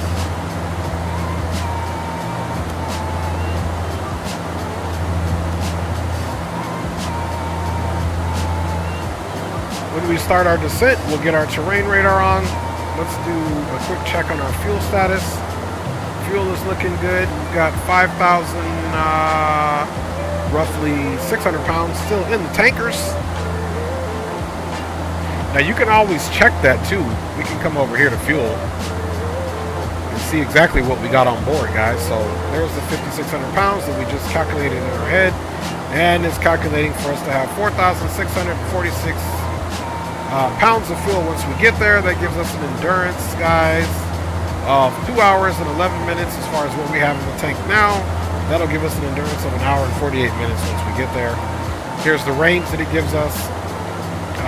So that's a pretty cool feature. This gives you some more information regarding our fuel. We did have 7,800 pounds at departure. This is how much we use. This is how much we have on board. Our reserves is 3,964. So if you go back, that's going to tell you right away that we're going to have more than enough reserves to fly to Anchorage, which is our alternate, that can probably support an aircraft this size, or back to Fairbanks. But right now Anchorage is it, and we do have enough fuel to get over there, so that is a good thing. So get that back onto the nav. And as we get closer, we'll go ahead and set our target altitude to 8,000 so that we can pick up our vertical navigation.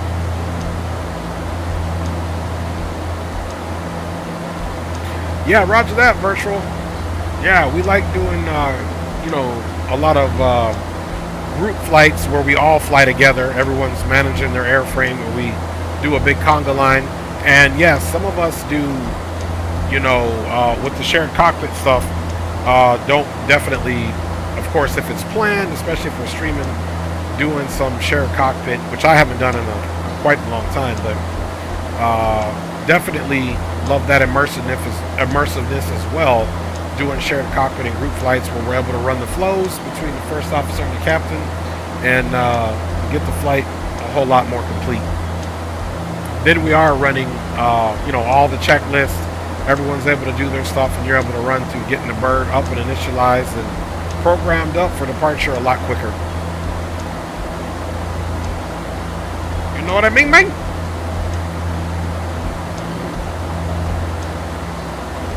So we did the news. That's good.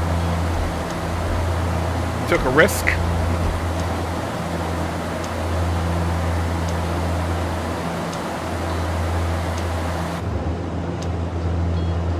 And again, I do have Ortho 4X plane 12. All of the United States, Hawaii, like Jamaica, Princess Juliana area, the Dominican Republic. Those places are Ortho, but not here. I just decided, you know what? Let's see what X-Plane's got. It's running awfully smooth in an area that's, you know, pretty much generated all these textures by X-Plane with no mods, so there we go. Including the airports. None of these are special scenery, nothing. We're just basically running X-Plane as is. I will do some Microsoft Flight Simulator. Maybe we'll take out the Piper or something and do some, you know, gravel landings and things of that nature. So we'll see.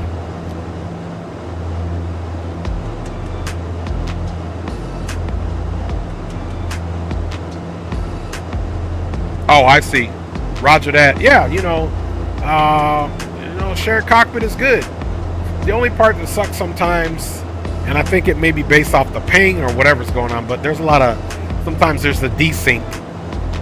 And sometimes if you're both connected, you're flying online, if something is glitching, the air traffic control will sometimes not recognize both of you as in the same aircraft, or something else will be repeating when it shouldn't be. Yeah, roger that. Only runs on X-Plane, correct.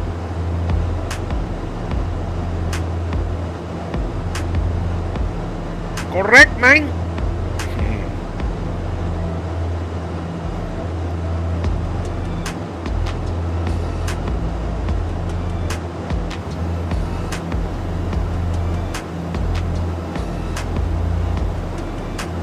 Pretty smooth flying here. You're not gonna find this type of smooth flying on, you know, February 3rd. I was born in Anchorage, Alaska, for those that you guys don't know. Lived in Alaska for 10 years. Pretty much wherever my parents went. We did a lot of camping in Alaska, so I've been to quite a few different places within Alaska, so. I left there when I was in the 4th grade, man.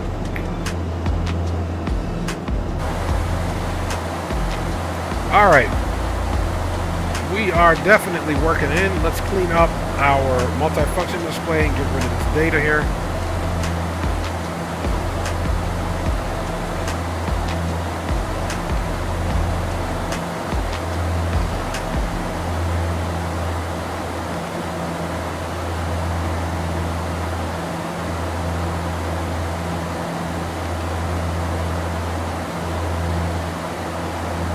And again, we'll start our descent and start announcing.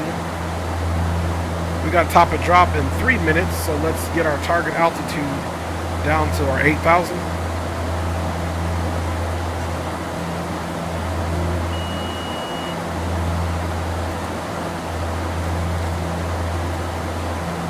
Okay, 8,000 for our target. Again, once we get into closer proximity of our top of descent, we will go ahead and see the magenta indicator or caret come up, and then we will arm the vertical navigation.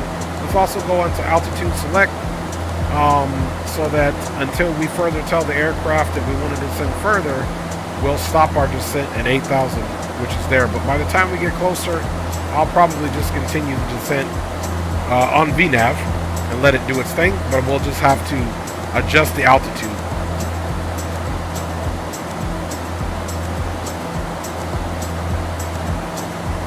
And of course, we'll pull some of that power out as we start our descent so we can maintain our speed and not overspeed. Okay, 2 minutes. Definitely within the last minute, we'll get the caret there, the indicator. We're just watching it for it to pop up right here.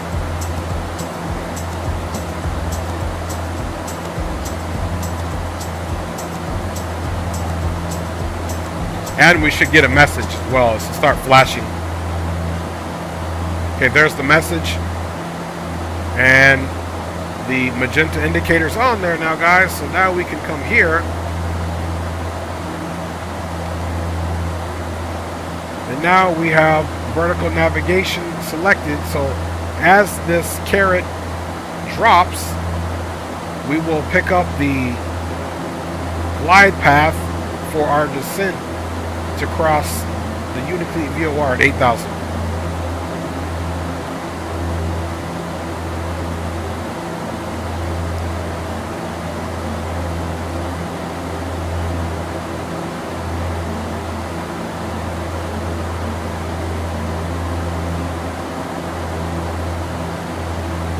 See, all it was telling it was top of descent alert.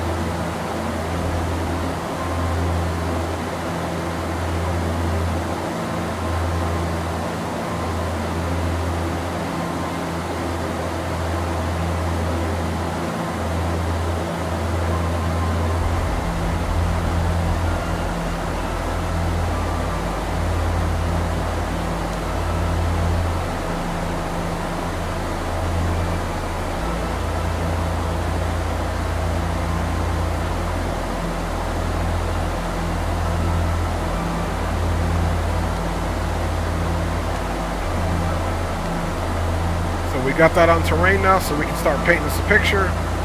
And Alright, you guys, it's getting ready to happen, so let's get you guys some flight controls on. Bam! And let's start pulling that power back now.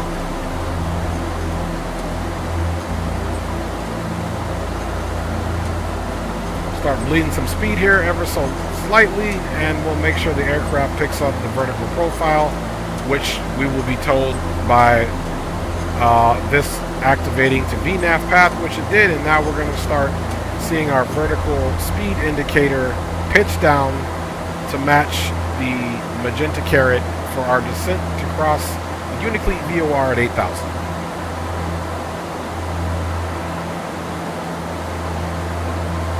See, now we can see that speed is kind of picking up, so let's stabilize that by pulling the power out just a little bit.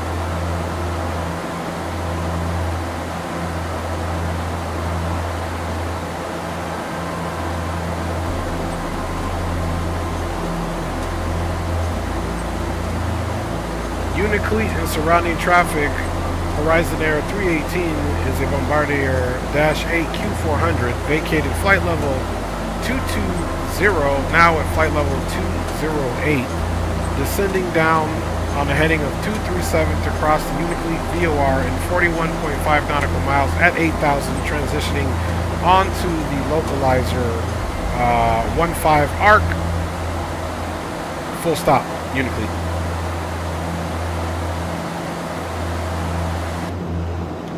All right. So do you have the wing FCU? Yeah, I've got the wing side stick, first officer side.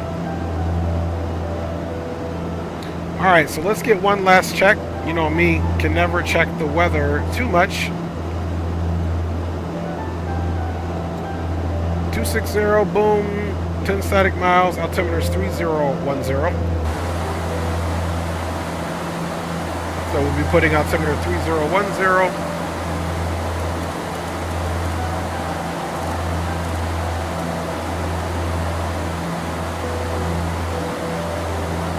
Then, of course, once we get transition here, we'll turn the music off.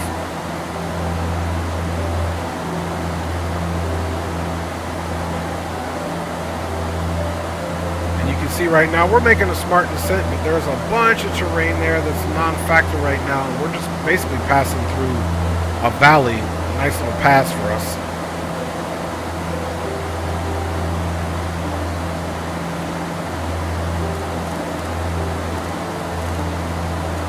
All right, 3010.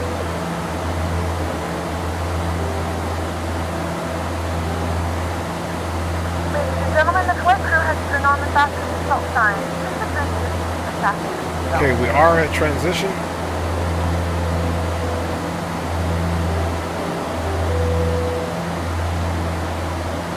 Music is off.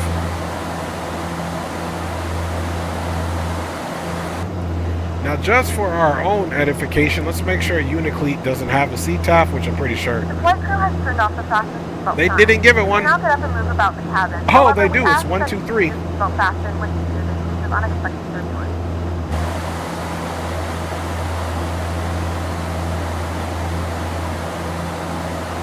CTAF is 1230.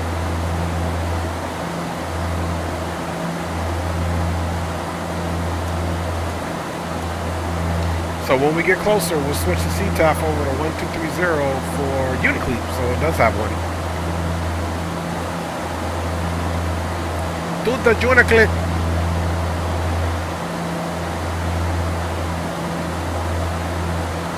Okay, 274 on the speed as we continue our descent and get closer to 10,000. We'll go ahead and start pulling that speed back so that we don't break the 250, 10,000 and under speed limit.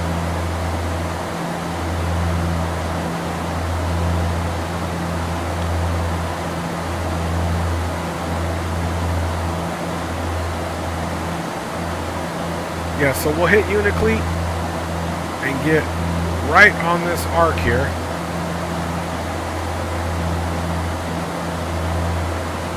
So we'll hit it, come here, boom, we'll be on the arc, and then bada bing, bada boom.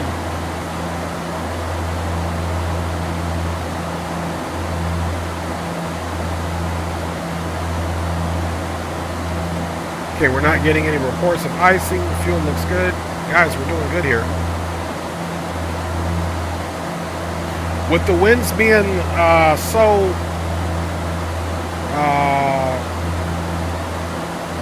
low, right? We hope. What's the winds? 4 knots? Yeah, we'll do a full flaps landing.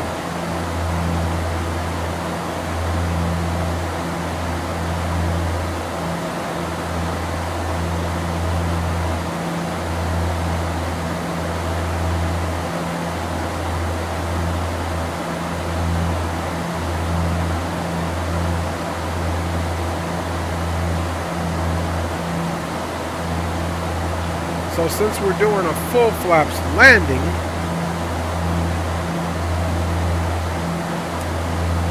we're going to do the GPS call out system for flaps 35 there.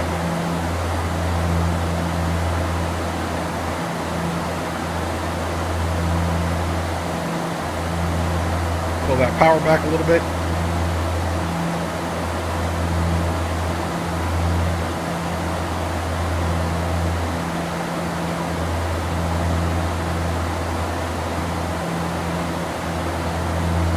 We'll keep the speed 230, 210 in the arc as we are approaching the turn to final. We'll get the speed slowed up 180, 170 and then start looking for our approach speed there. We're bleeding speed now. We're about 1,200 feet above the 10,000 mark there. We're at 261 on the speed, so we should be fully bled down those 10 knots by the time we get to 10,000. We have begun our final descent into your destination. Flight attendants will be passengers and cabin to select any track one final time. Please ensure 10-6. are stowed and are in the full upright position. Please also store any carry-on items either in the back pocket or under the seat cushion. Please complete all Wi-Fi related tasks and stow any larger electronics. Alright, almost right at 10,000. Landing lights can come on. We'll get the taxi lights on when the landing gear comes down so we can get it right on the strut. Okay, 10,000 right at 249 indicating. We're right there, folks.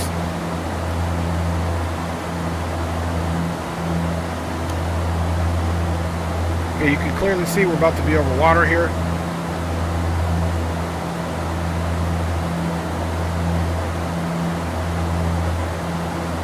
So there's Unic Cle, then we go right to our arc. This here is our final stuff right here, so we're not going to worry about that. So we're going to come here and then go right to our arc.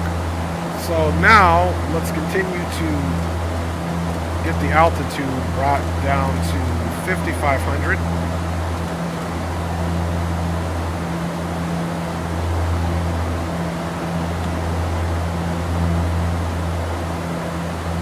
Speed is looking good.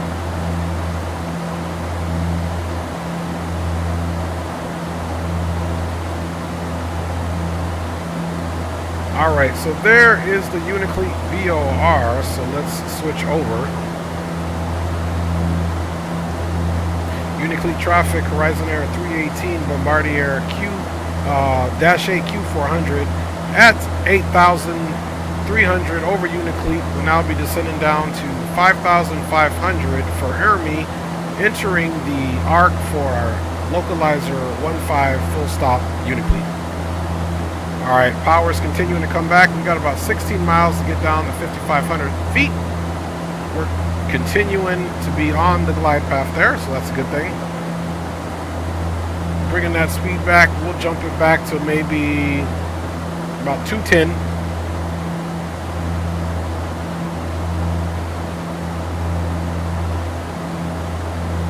Slow that roll. Landing lights are on, and guys, as we get ready to get turned to final approach, we'll make sure that we get the bleeds back to the minimums. We'll get the condition levers all the way into the 1,000 RPM mode, as well as turn our auxiliary tank pumps on 1 and 2.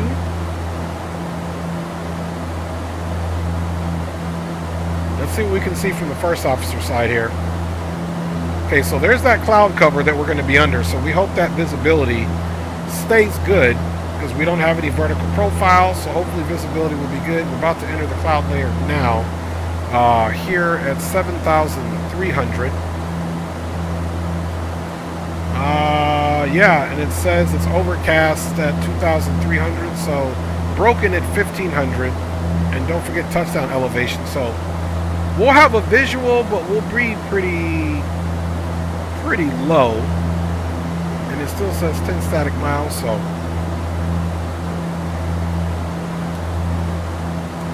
square up the heading.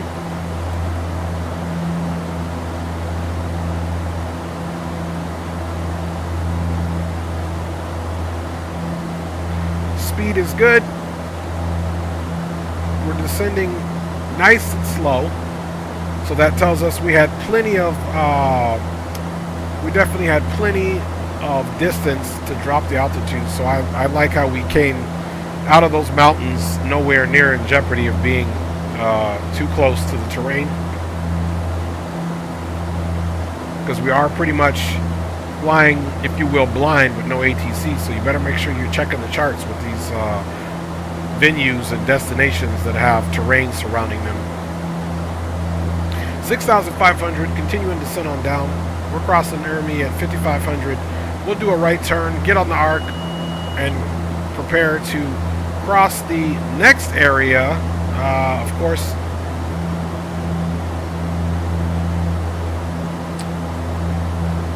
let's go here, turn, and then the next leg from the arc will be 3,000, which will also get that once we make our right turn at Theps. And then from Theps we'll establish, and we'll get on the localizer and then adhere to these speeds at that point.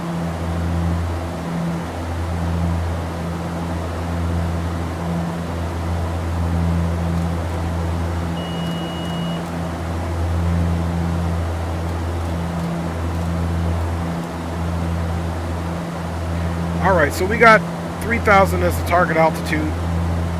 Our vertical navigation is still on path, and we're about to come up to a right turn here.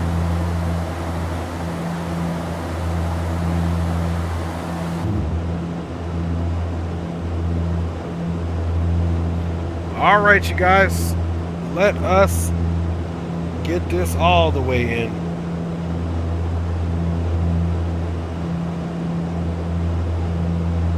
Comes our right turn as we continue our descent, going right into the clouds.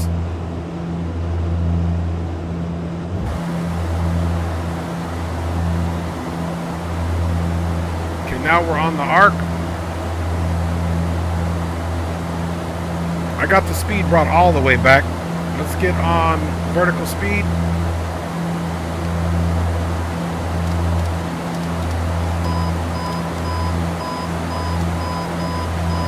Okay, we're on vertical speed. We got the power pushed out. We're pitching up.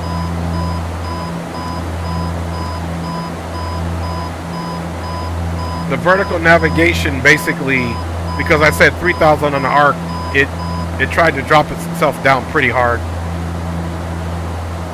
So let's pull that speed back.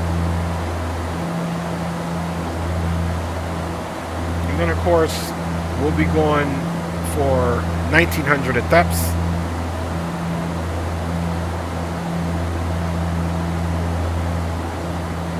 Unic Cle traffic, Horizon Air 318 now on the arc direct to Theps, expecting full stop runway 15. Alright, here we go, we're in the mix. Let's really decide to bleed this speed. And let's also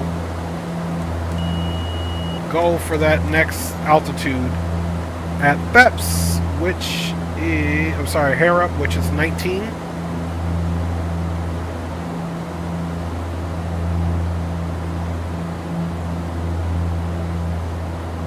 Alright, so our approach speed will be about 131.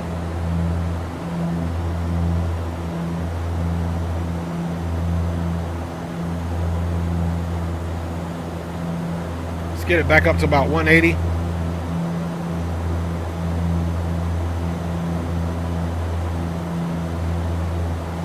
And the way we're landing, the good thing is that and look, we were making a good call because it's a crosswind at 17 knots at this point, so we're going to make a right turn. So it'll still be a bit of a crosswind, but it won't be so egregious.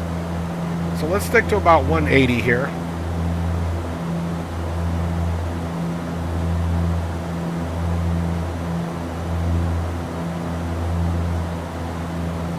And then once we make our turn, again, our turn to final here, once we get here, is going to be a heading of 150.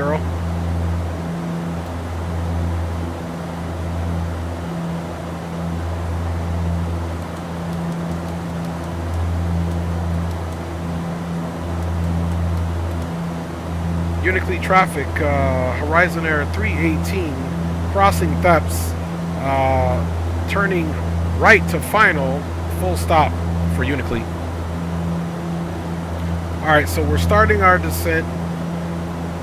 Let's go ahead and go vertical speed and start our descent now.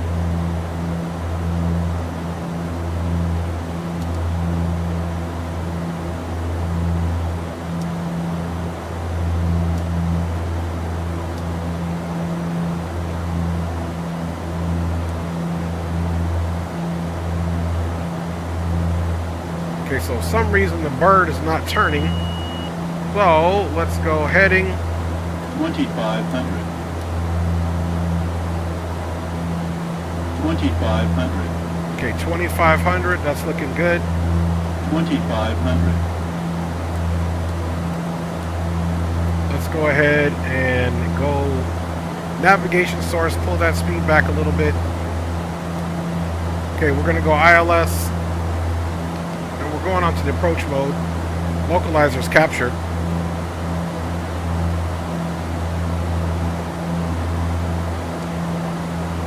Pull that speed back.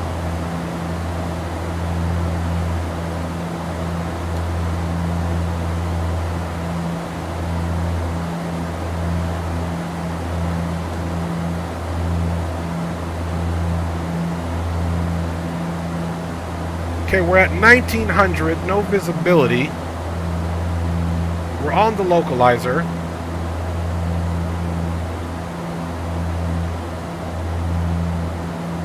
Okay, let's start pulling that power back.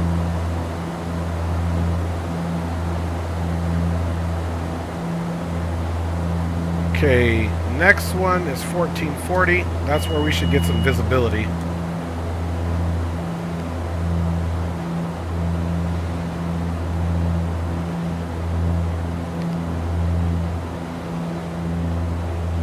Pull that power up a little bit.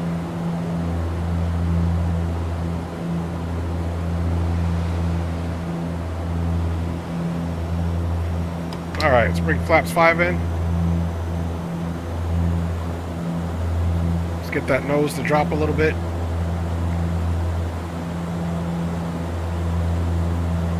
No visibility whatsoever. Terrain. Look, now we're climbing. Let's see. Terrain.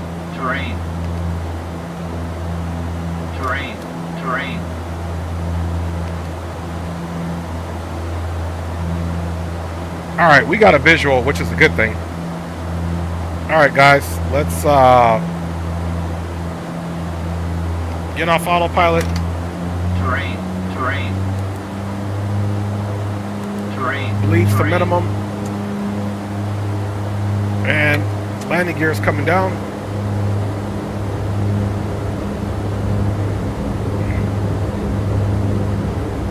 And Unic Cle traffic, Horizon Air 318 is now on 5 mile final for runway 15 full stop Unic Cle. Okay, gears down. Bringing in flaps.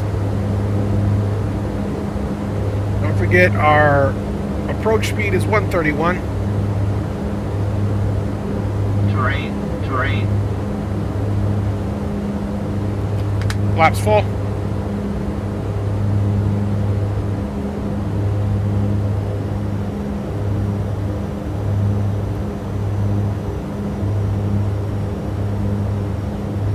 Okay, we got a good view of the runway. Let's make sure we bring her down a little bit. I'm going to come in low on purpose. Okay, we're back on glide. Minimums 500. Landing. Got a good visual. Terrain.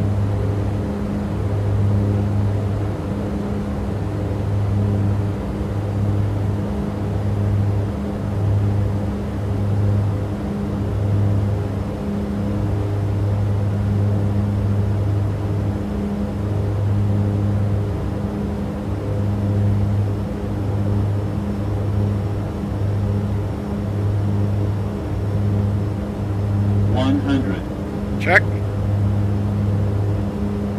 50, 40, 30, 20, 20, 10. Alright, hard landing, but we were late. We had to get it in. Let's get her slowed down here. Rough landing for sure. We were floating her a little bit. Okay, speed is under 80. We had to get her in, so she got a little floaty because I'm full flaps. Alright, so welcome to Unic Cle, guys.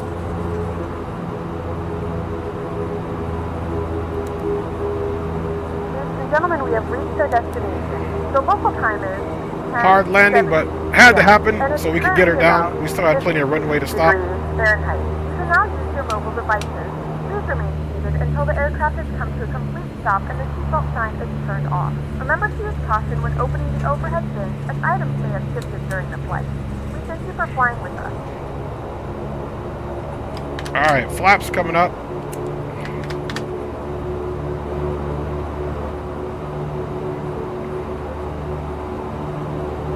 Yeah, roger that. Appreciate it. Yeah, like I said, we had to slam her down. So we're just going to come over here and turn around.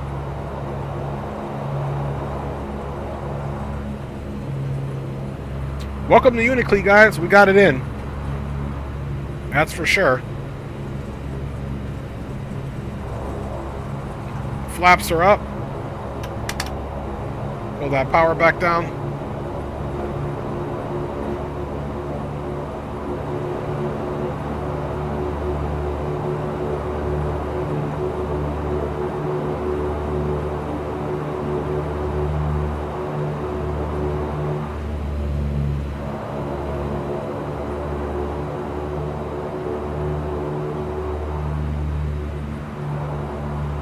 So we made it. Hard landing on this last one, but we did a full flaps landing. Now that I look at it, we probably could have ran in with different set of flaps, but yeah, roger that. Roger that. And we'll look at the profile. We kind of slammed her down. All right, guys, we'll come to a stop here. Parking brake is up. Gust lock is up. Power lever is coming on back. Let's get that generator on. Bleed air. These bleeds can come off. That bleed air can come on. Let's tie the bus, of course. And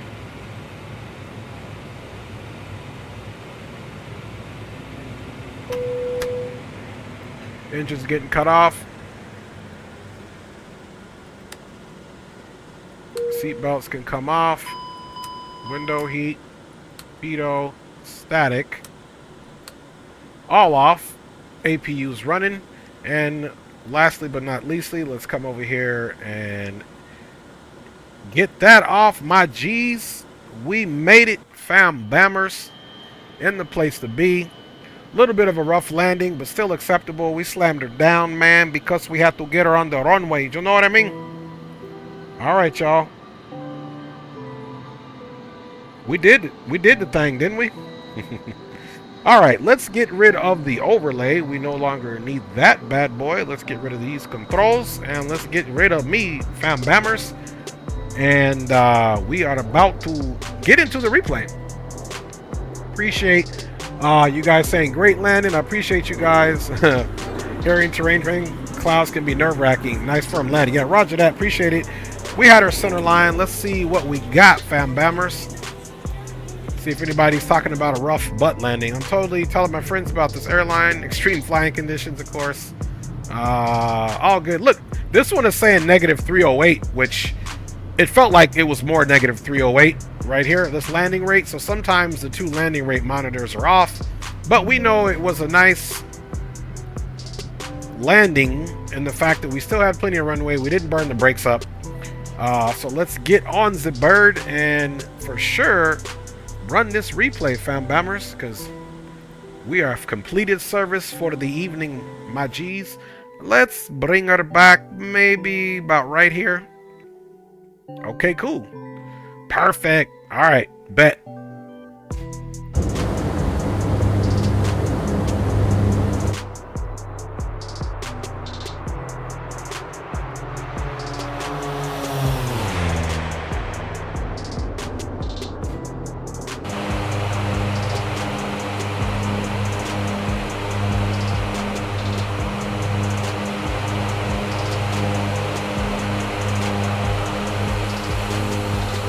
A little bit of a wannabe rainbow right there.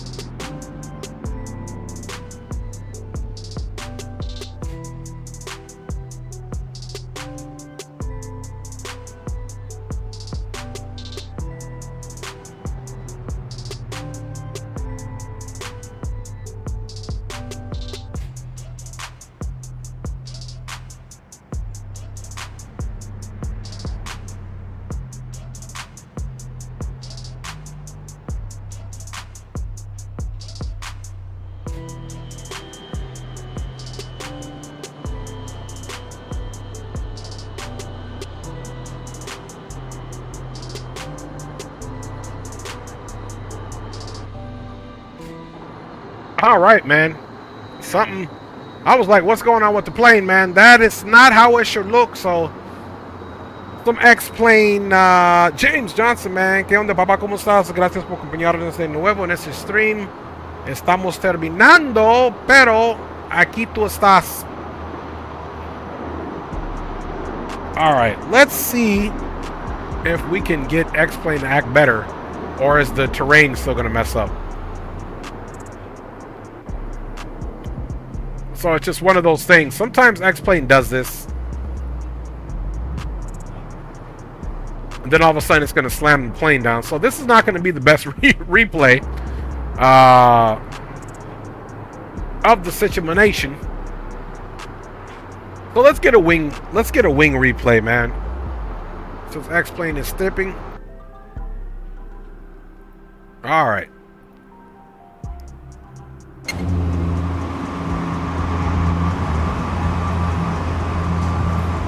So it probably won't look too good on the replay, but either way, we'll see what we got. Very interesting arrival, good flight. So I want to say big up to my lovely wife and kids for all the support. D Champ was in the house, man, checking in first on the scene with Zato Flies. Appreciate it. Fly Javi Air was in the house, another content creator. Gracias por acompañarnos, Javi. Es un placer a tenerte aquí in your stream. So thank you, Javi, man, for rolling with us. We had Blue Gizames was in the house, man. Big up, Blue. Appreciate you always checking in, the homie. We had Chan Man 4 Rings in the house. Sorry I missed your name, Chan Man, but big up to you. Aviation Geek was in the house, man. Big up, fam bammers. Andy Black was in the house. Big up to you, Andy. Hope all is well your way. Delta Echo Papa Lima was all the way in the house, so big up to you, my G. Thanks for your commentary and your questions, and it was a pleasure to see you in chat. My boy Leo Sticks 86, another content creator, checked in. Big up to you, fam. Hope you're doing well. My G was at work. We got Lightspeed that said hello, so if I did not acknowledge you, Lightspeed, I do apologize. Big up, Lightspeed. Just Aviation was in the house. Big up, Just Aviation. Good to see you. Appreciate you. We also had my man, retired firefighter, in the house, along with, it looks like, Broken YouTube, BKNYT. Thank you, fellas, for joining. Always my fellow veteran, retired, man. Always good to see you, fam bam. My boy Gary Shepard was in the house, man. Big up, Gary. Thanks for checking in, fam bammers. Also, my boy Captain Willie Will was in the house. Big up, Captain Will, man. Thanks for checking in. Along with Shamir, says Wagwan. Shamir was in the house, man. Big up. Thanks for your comment. We also had Mark Nunnally.